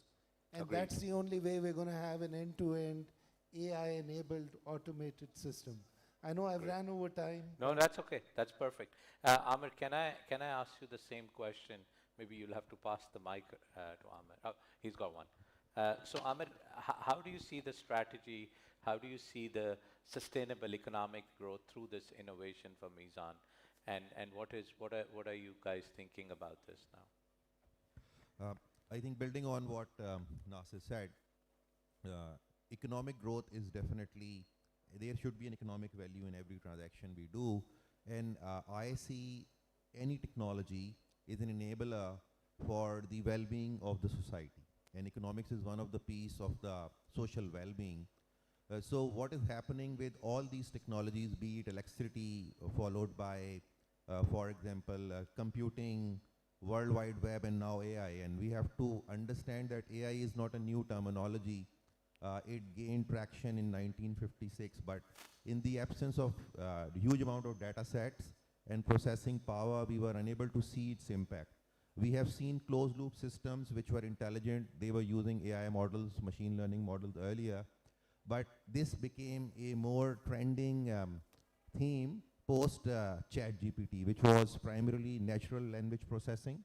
So every normal human being who was, I said the word normal because somebody who does not understand IT is normal to me. So every normal human being started understanding technology post natural language processing. Earlier, all these programming languages were actually what they were shorthand writing of English. So we have to learn that shorthand every time. If we go to learn, say, initially we learned C, then we learned Java, and then we learned Python. They were all shorthands of English language. Now, you don't need to learn those shorthands. You can simply use the natural language which you speak with your generative AI models. And then these generative AI models, which actually went commercialized in November 22 onwards, became more and more powerful, but still they do some hallucination. So as a bank, we have to be keep in mind that we are an organization where people trust their savings. So there are few things which a human being loves really. One is own life. The second one is money. So somebody is entrusting money to an institution, he does not want that institution to hallucinate while giving an answer. So when we are scaling and adapting these technology for the economic well-being of the customers who live in our society, we have to be responsible as well. We have to be ethical as well. But I think now it's a time scaling is really easy because now on the basis, on the backbone of generative AI, which is like a brain, agentic AI is being developed. In agentic AI, I would say it's being developed faster only during last 12 months or maybe last 18 months when generative AI become more and more powerful. So now agentic AI, and in the presence of thanks to the earlier developed APIs concept, it's much more easy to integrate agentic AI with our system. So I think now it's time to scale. Every bank, every organization is eyeing on it, and there is a massive economic value in it. And I feel that it is it's a strength to human being. It's a resource for human being. It makes human race much more powerful. It's not a replacement of human beings. It is being wrongly construed that is going to replace it.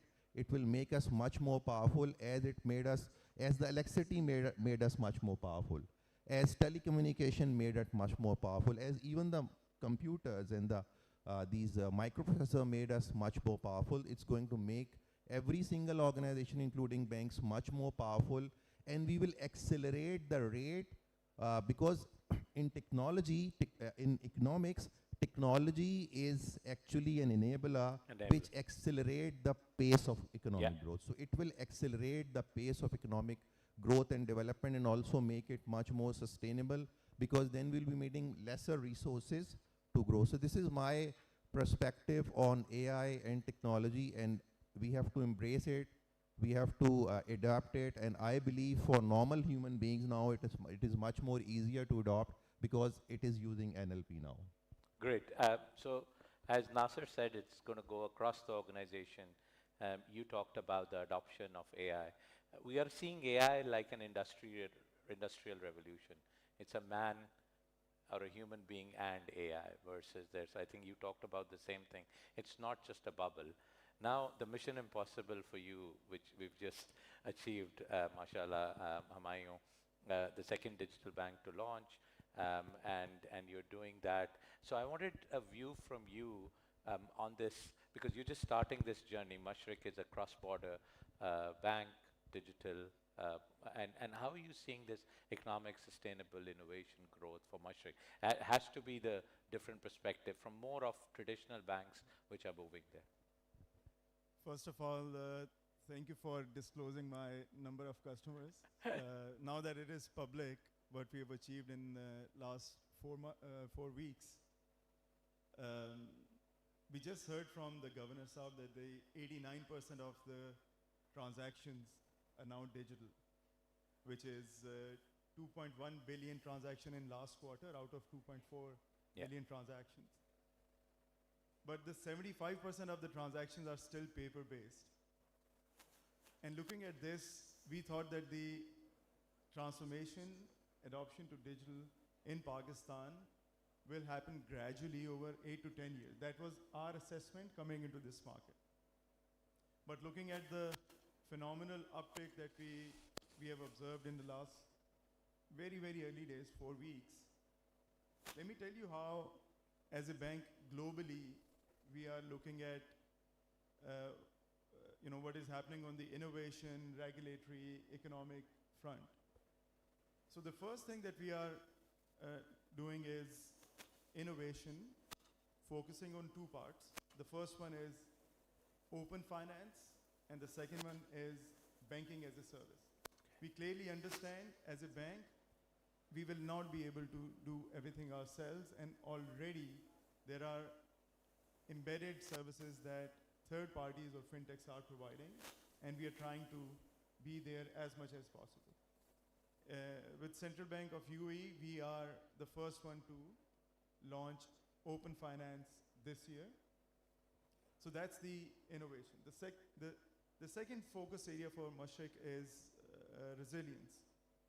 How do we make sure that as a systemic bank, we are able to deliver on the trust, availability, and the security that is demanded from us? The third focus area globally for us is efficiency. With the declining interest rates, how do we make sure that the profitability and our ability to service customers still remains or grows? So the cost-to-income ratio of 29% last year is what we would continue to strive, keep it even better this year and going forward. The fourth part is we are going to disrupt ourselves like we did in last 10 years by having a revenue of $1.6 billion in 2017 and closing 2024 with $3.6 billion in revenue. Yeah. How do we do this in next 5 years versus the last 10 years that we have seen us as a bank? However, in Pakistan, while we are inheriting all of this through our global operating model, there are 4 things that I'm and my team are focusing on. First thing is to make sure that the regulatory compliance is top-notch.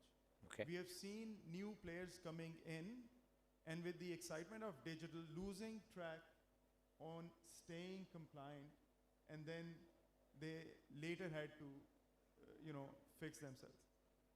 The second thing that we're trying to do is to make sure that the fundamentals are strong. The fundamental of us being a bank which is available 24/7. The fundamental of our agile operating model. In last 4 weeks, we have seen so much from our customers' feedback that we see that the ability to go back in the market with the changes that are demanded still needs a lot more agility that we have been boasting about. And the third thing is, with State Bank's RAS national faster payments platform. If we have done 9 billion transactions in last 12 months, and if we compare a similar country, my favorite, Brazil, that country did 75 billion transactions in last 6 months. So the opportunity size is huge. The 9 billion versus 140 billion transaction, no comparison whatsoever. So how do we embed ISO 20022 in our every transaction interaction with the customer is something that is fundamental to us. The third thing that we are trying to do is to make sure that the global award-winning platforms that we have inherited, Neo for the individual customer, NeoBiz for the business customers, NeoNext for the youth, and NeoCorp for the corporate customers. How do we localize all of those platforms to make sure that the people, while getting the international flavor, still feel very relevant while using the digital banking services of Mushroom? And the fourth focus, which is very close to my heart, is how do we offer banking to overseas Pakistanis while they are outside Pakistan and trying to remit money or do digital banking? That is still, I know we've done very well with Roshan Digital. However, still there is huge gap that we must cover. Great. I think the advent of Mashriq creates this new era of digital banking in Pakistan, which is great and a new perspective. My next area is customer, and Nasir, I'll start with you. We just heard from Humayun the digital versus the legacy bank tradition. How is HPL looking at two things? Customer engagement from a digital versus a traditional bank, and then anticipating what the customers are looking for as the next thing. So how's that ethos being built? Because you're also a wide digital bank, and you said you're highest in the cash payments, et cetera, et cetera. So how's HPL seeing that journey from a customer experience perspective? Because we all talk about in this intelligent banking, customer experience is hugely important. So I think that mic is working. thank you. I think the first thing is, what is the bank's philosophy? And it has always been about the customer. So we've talked about the technology. Well, what is that technology for? It's for people, it's for our employees, and more importantly, it's for the customer experience. The challenge with digital becomes it's something which is impersonal. So if you're on a mobile app, or if you're at a Connect store, you're dealing with either a system or you're dealing with a Kiryana store where there is a average shopkeeper there. And I think for the mobile app, it's really been about the feature set, and it's also been about the UI, UX. It has to be intuitive, it has to make sense, and the mobile app has to follow a certain theme that people get familiar with. So, I mean, the example is, if you look at an Android user of a mobile phone versus an iPhone, Android probably has much more capability, much more feature set, but iPhone is much more customer friendly. And even though there's a premium price, iPhones still have that place. So I think that's where we've gone. The app that we have is award-winning, and the feature set there is extremely rich with more services, more learnings. And it's really important to listen to what our customers want. So we did some competitive analysis. Some of them actually want a simpler app. Ours is so feature rich, at times it becomes, if you have 3-4 basic transactions to do, you're looking for something simpler. So we're now looking at where there is a certain level of hyper-personalization where you can configure your app. So the next release is going to be a configurable app. You decide, what feature sets you want. For the segments, we'll, pre-present a certain feature set, and they can self-add if they want out of that. So I think it's the little tweaks based on the customer feedback that are important. On the Connect side and the Kiryana store, you're not going to get those 50,000 to behave that way that you want it to. And therefore, it is very, very simple. You go there, you do your biometric, you take your cash. So we've kept it very, very simple. We're now looking at adding richer features and a segment in the Kiryana store where there is going to be more hand-holding and taking that forward. So whatever we do, whether it's digitally, whether it's AI-enabled, whether it is through traditional banking methods, but that customer piece and that feedback that you take it in and you embed it into your processes, into your training, into your people, continues to be a critical element there. On the branch side, clearly is where, the more information about the customer that you can present to the individual dealing with the customer, it makes it a better experience. So that's another primary focus with 1,650 branches. And incidentally, one curious fact, the number of bank branches that have been added in 2023, 24, and now in 25, State Bank's comment is they've never seen, in the recent history that many branches being added.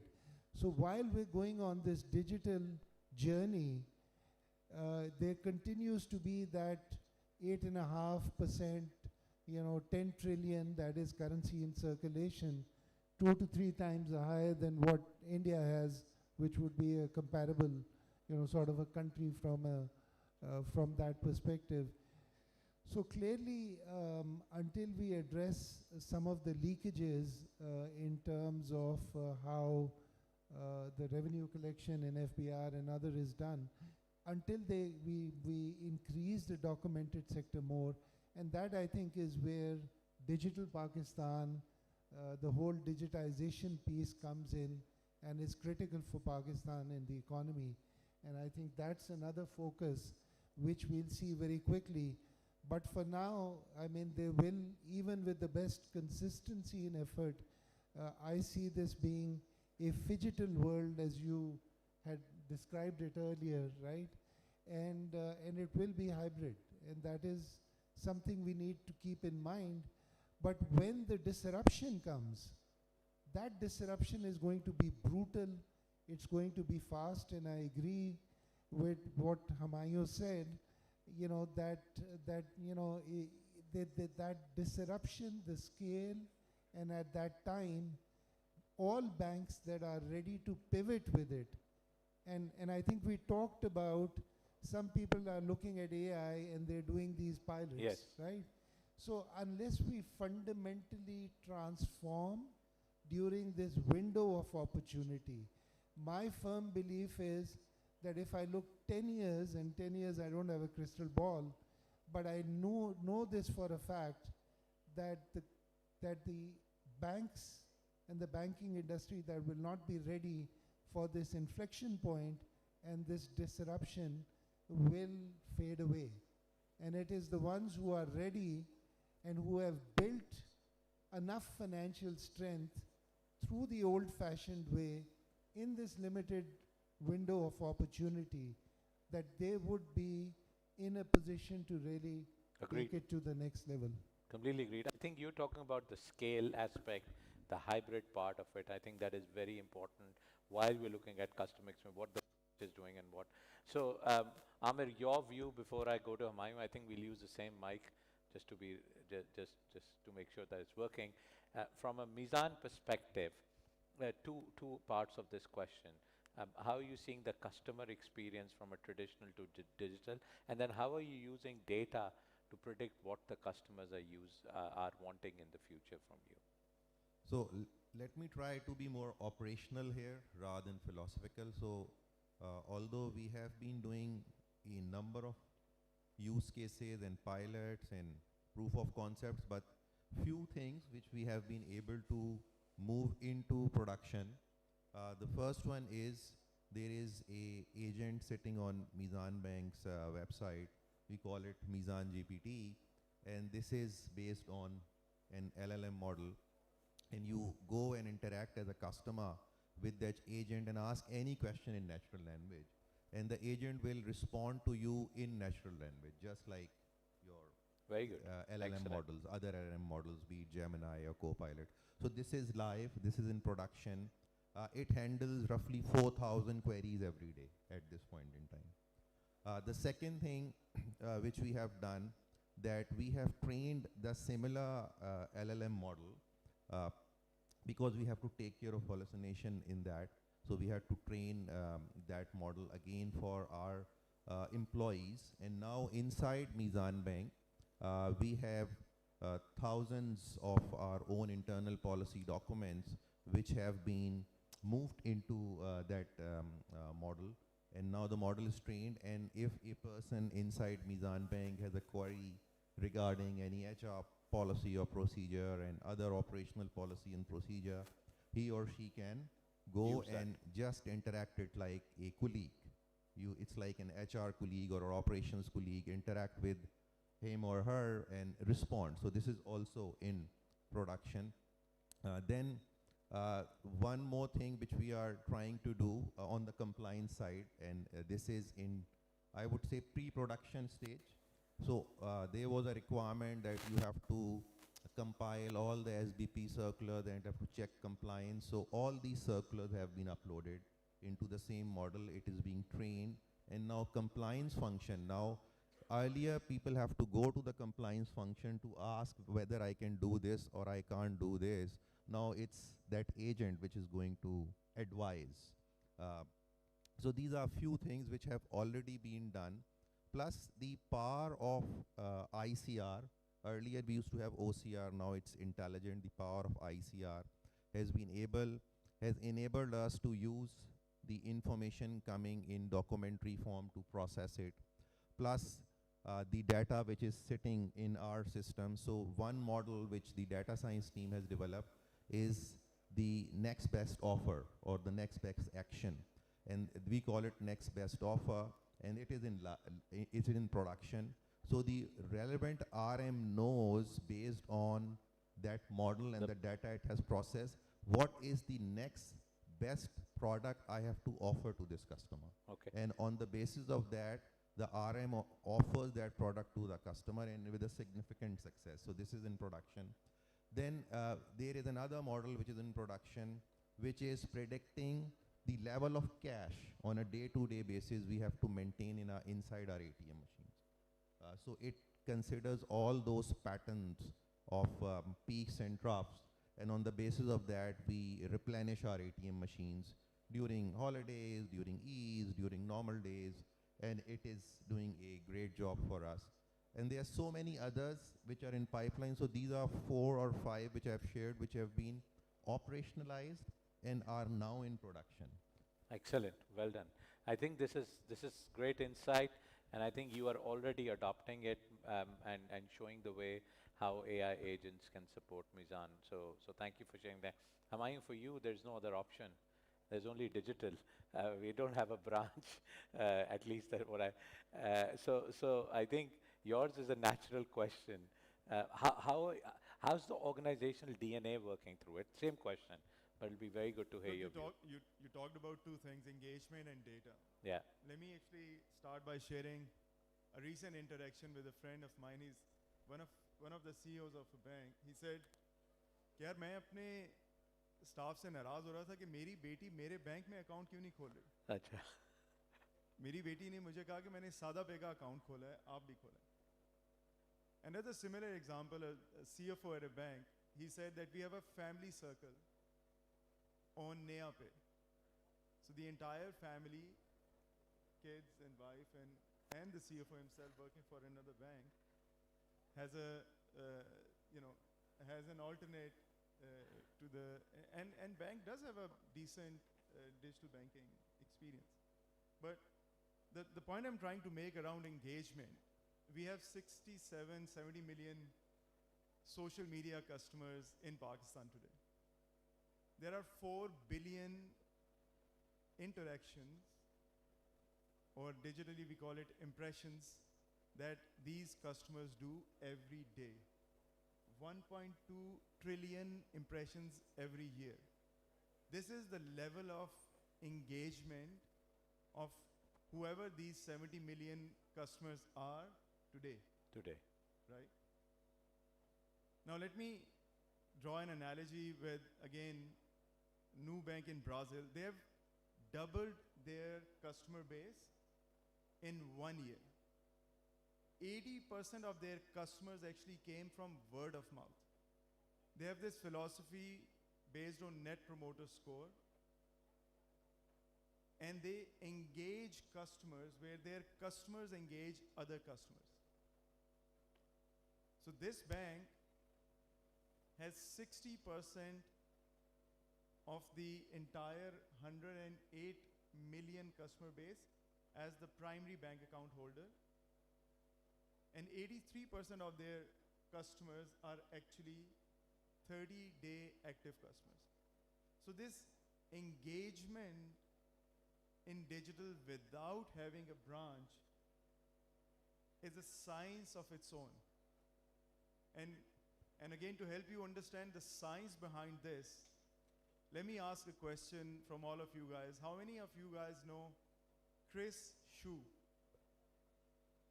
I do. How many of you know Chris Xu? None. This guy has worth $6 billion today. He built a company worth $100 billion. This company is called Shein. How many of you guys know about Shein? There you go. Chris Xu is the founder of Shein.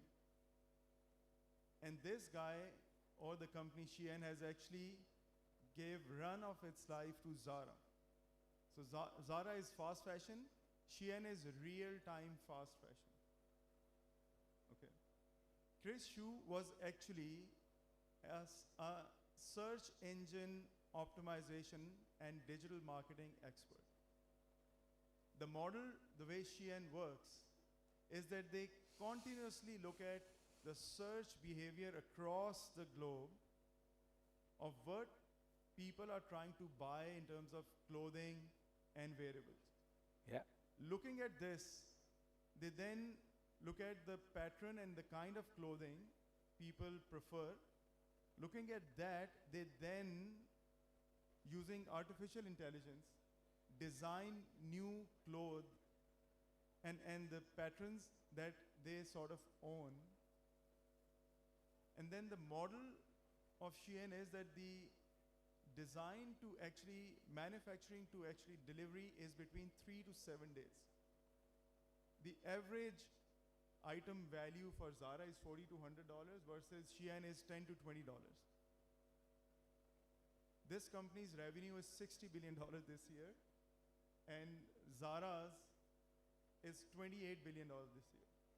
So you're challenging right now. What I'm trying to share is that there is this opportunity that exists in the market.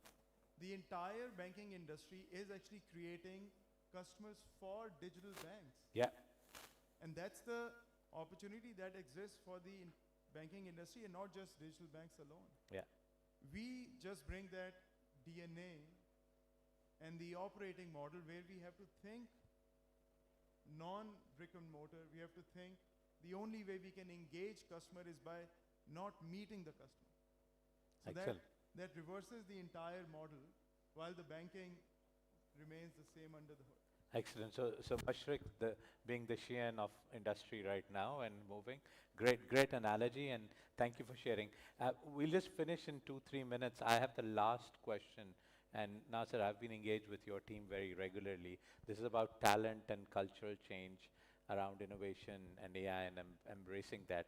From two things, from a 0 to 10 scale, how do you see that journey moving? It could be in a directional from a HPL, DN, because you have a different scale, branches, cash, all of that from a team perspective. And do you see in the near future having a chief AI officer who runs across the business to do that? So how do you see that? So I think upskilling and reskilling has been talked about, and that is important. When I look at 8 years ago, I joined HBL in December of 2017. So when I look at it then and I look at it now, there's been a huge change. When I look at what lies ahead, you know, I think we're still looking at a humongous change.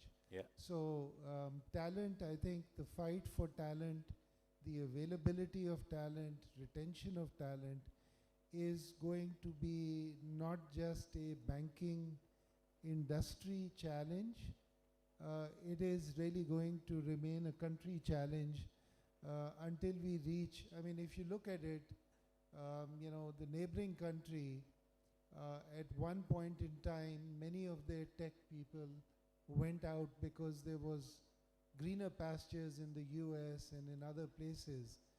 And then it reached a stage where people actually wanted to come back to home country because there were opportunities there.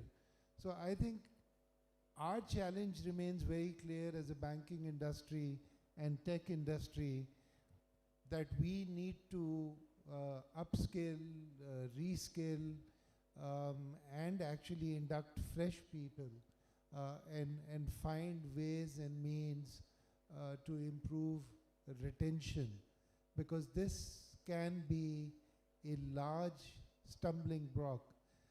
For example, we've talked throughout in this session about cybersecurity. My question is, do we have enough cybersecurity experts in this country? We don't. So I think that challenge is going to remain, and anyone who thinks that we have enough, I think are going to be in a bit of a pickle. Great. Amir, to you. How's the cultural change? Because I can see that you have agents, you're talking about a lot of things. So how's that cultural change coming along? And the concept of Chief AI Officer. So I'm not too much sold about the concept of Chief AI Officer, but what I'm sold about is that to motivate your entire workforce to use these generative AI tools.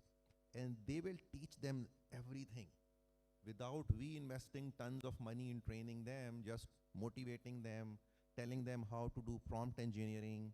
They will learn everything. And then bring an environment inside a bank where most of our staff has access to these tools within our environment, so they are able to automate, digitalize, transform their function, rather than having one person with a title of Chief Data Officer or Chief AI Officer responsible for doing that.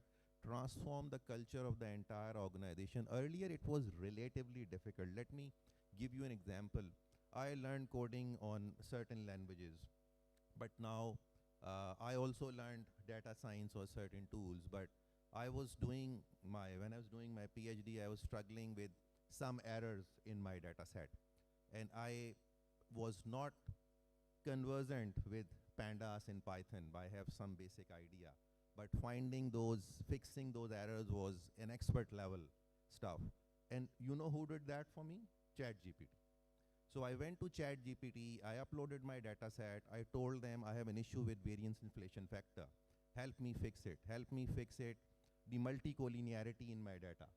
And I said, do it in Python and identify me those variables where there are problems, and identify me those patches in my data set where I have problems. And it was helping me. Everything, it was writing all the codes in Python, and it was producing the output. Definitely, I had that understanding to interpret those outputs. Now, you can imagine that an ordinary person earlier, a normal person earlier, it was how hard it was for him or her to do coding in Python or learn coding in Python. But now, any person sitting in my bank, if I just teach him in prompt engineering, he will be able to do all these stuff. So I think it's much more easier, it's much more faster. It is just about giving them the confidence to our staff and giving them little bit of training, much lesser than it used to be earlier. We used to spend 4 years in a IT school to get an IT degree.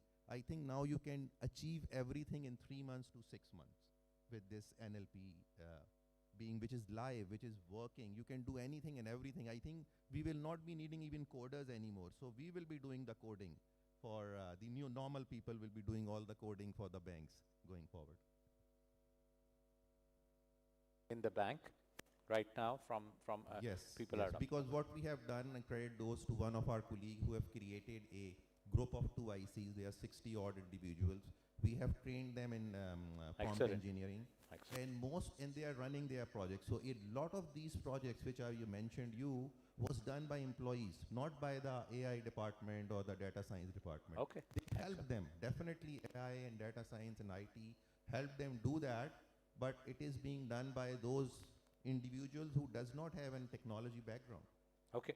Humayun, you have no choice. So how is that culture coming along in Mashriq right now? Look, from a cultural standpoint, two things I'd like to say. One, leadership must embrace artificial intelligence, the new ways of working, whatever is happening around us. The leadership has to be on top of this. The role of chief AI is important. Do you want to give it to one person, or Absolutely. do you want somebody in the leadership to take ownership? That is key. The second thing is, all the enterprises we see are investing in upskilling their employees. But it is employees who have to do the hard work. We can't spoon feed artificial intelligence to our staff. And that's where the competitive culture within the enterprise, where other employees who are sort of left behind feel and fear that if they do not invest in themselves, they will actually not be part of the enterprise going forward. Absolutely. So, gentlemen, thank you very much. We started off with the Mission Impossible kind of anecdote, and I can see that, with where we are with the banking industry, it's very clear that reimagining is happening every day. It's very clear that we have a hybrid that's going to go on. We have a Shein on the blocks to challenge us. But I'll just repeat that digital transformation in banking is mission impossible. You have legacy systems, you have agents, you have the regulator changing things in the middle of the mission, you have IT going around and fixing things, but now it needs to all come together to get this business done. I heard the scale answers, we heard innovation and scale from you also, Ammar, and then the digital answers. I hope this was conducive for everybody. I thank 3 of you. Thank you for sharing. Thank you for being here. Ajay.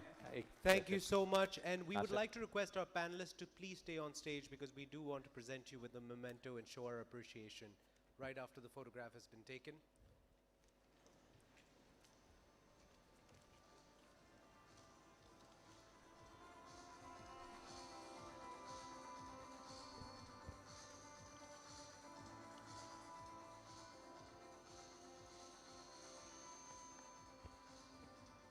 And since we have Asif and Akram, we have, of course, Mr. Asif, both the Asifs on stage. So we would like for you both to give the mementos and appreciation to our panelists. And of course, another guest that we would like to call upon stage, Mr. Jawwad Khan, if he can come back on stage, we would like to present him a token of our appreciation as well. Mr. Jawwad Khan, if you can join us on stage from McKinsey Company.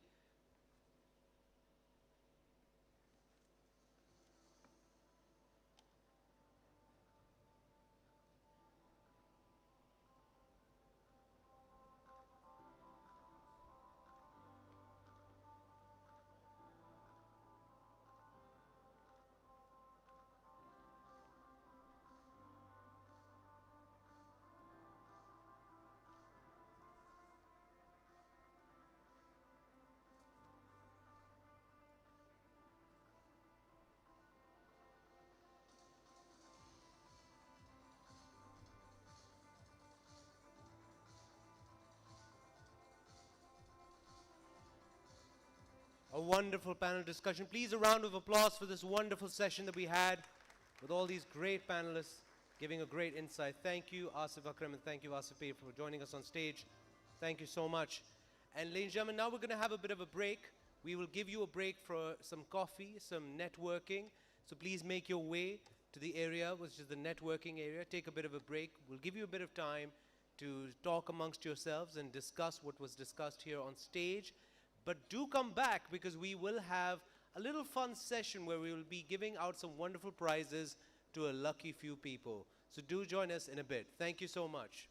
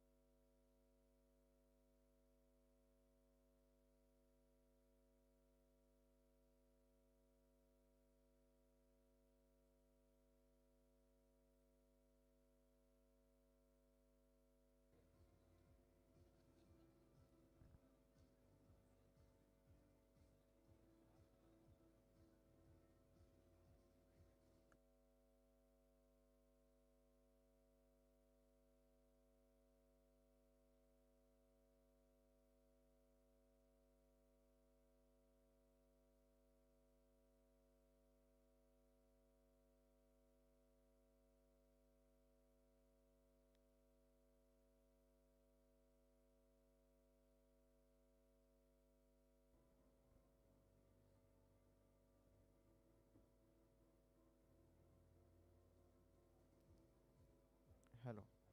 Check. Sound check. Hello. Hello. Check. Sound check. Test 1, 2.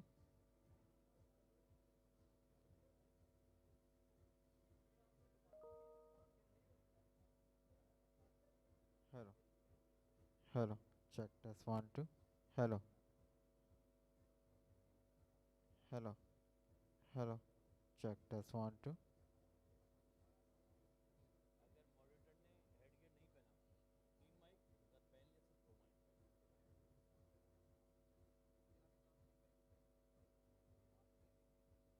Hello. Hello. Check. Test 1, 2. Hello. Hello.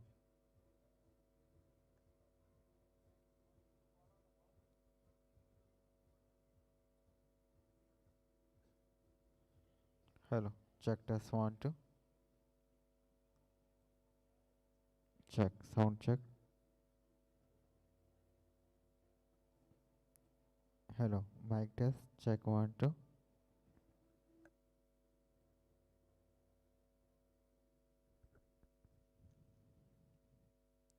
Hello. Check.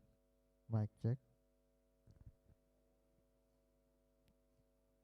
Hello. Mic test. Check 1, 2. Hello. Check. Sound check. Hello. Check. Test 1, 2. Hello.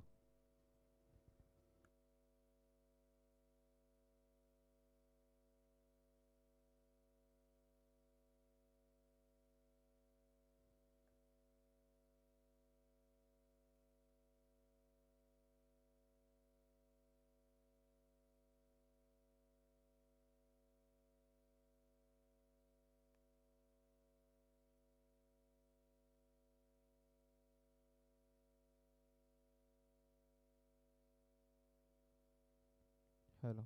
Check. Test 1, 2. Hello. Check.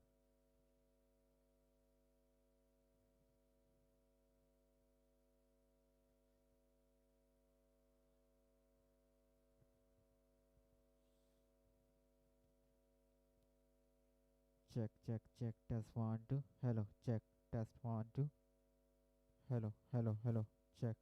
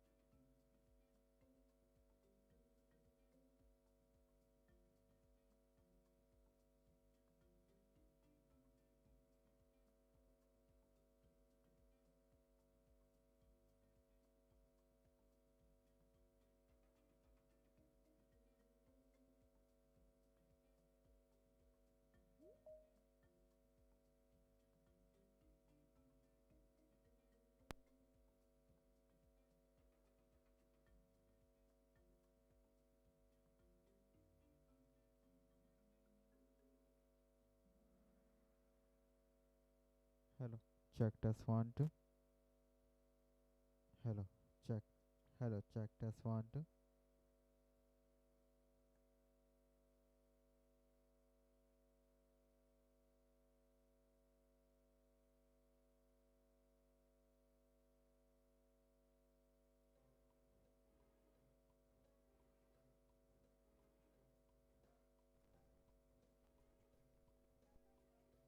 Hello.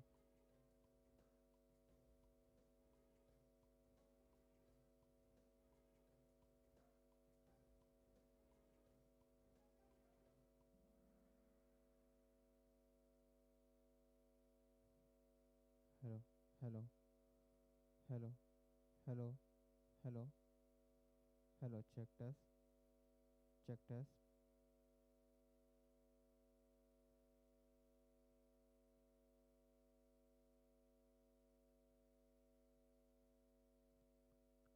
Hello check test इसकी आवाज़ कम आ रही है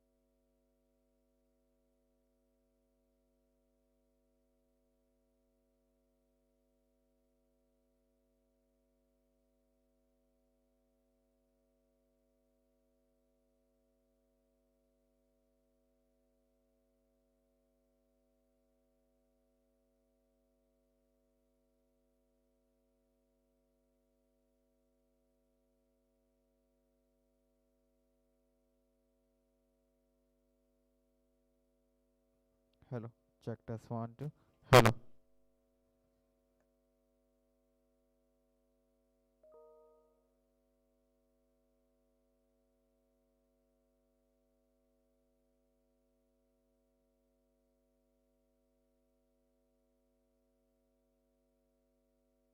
Hello. Check test 1 2. Hello. Sound check. Hello. Check. Hello. Check test 1 2. Hello. Hello. Check test.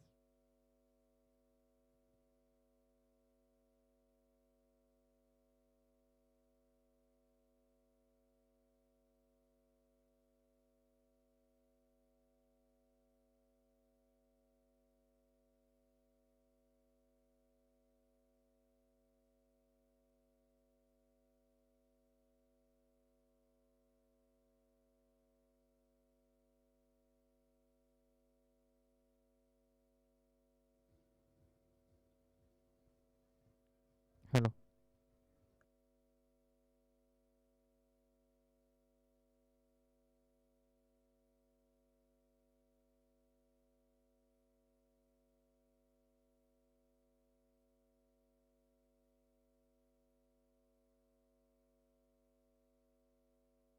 Hello.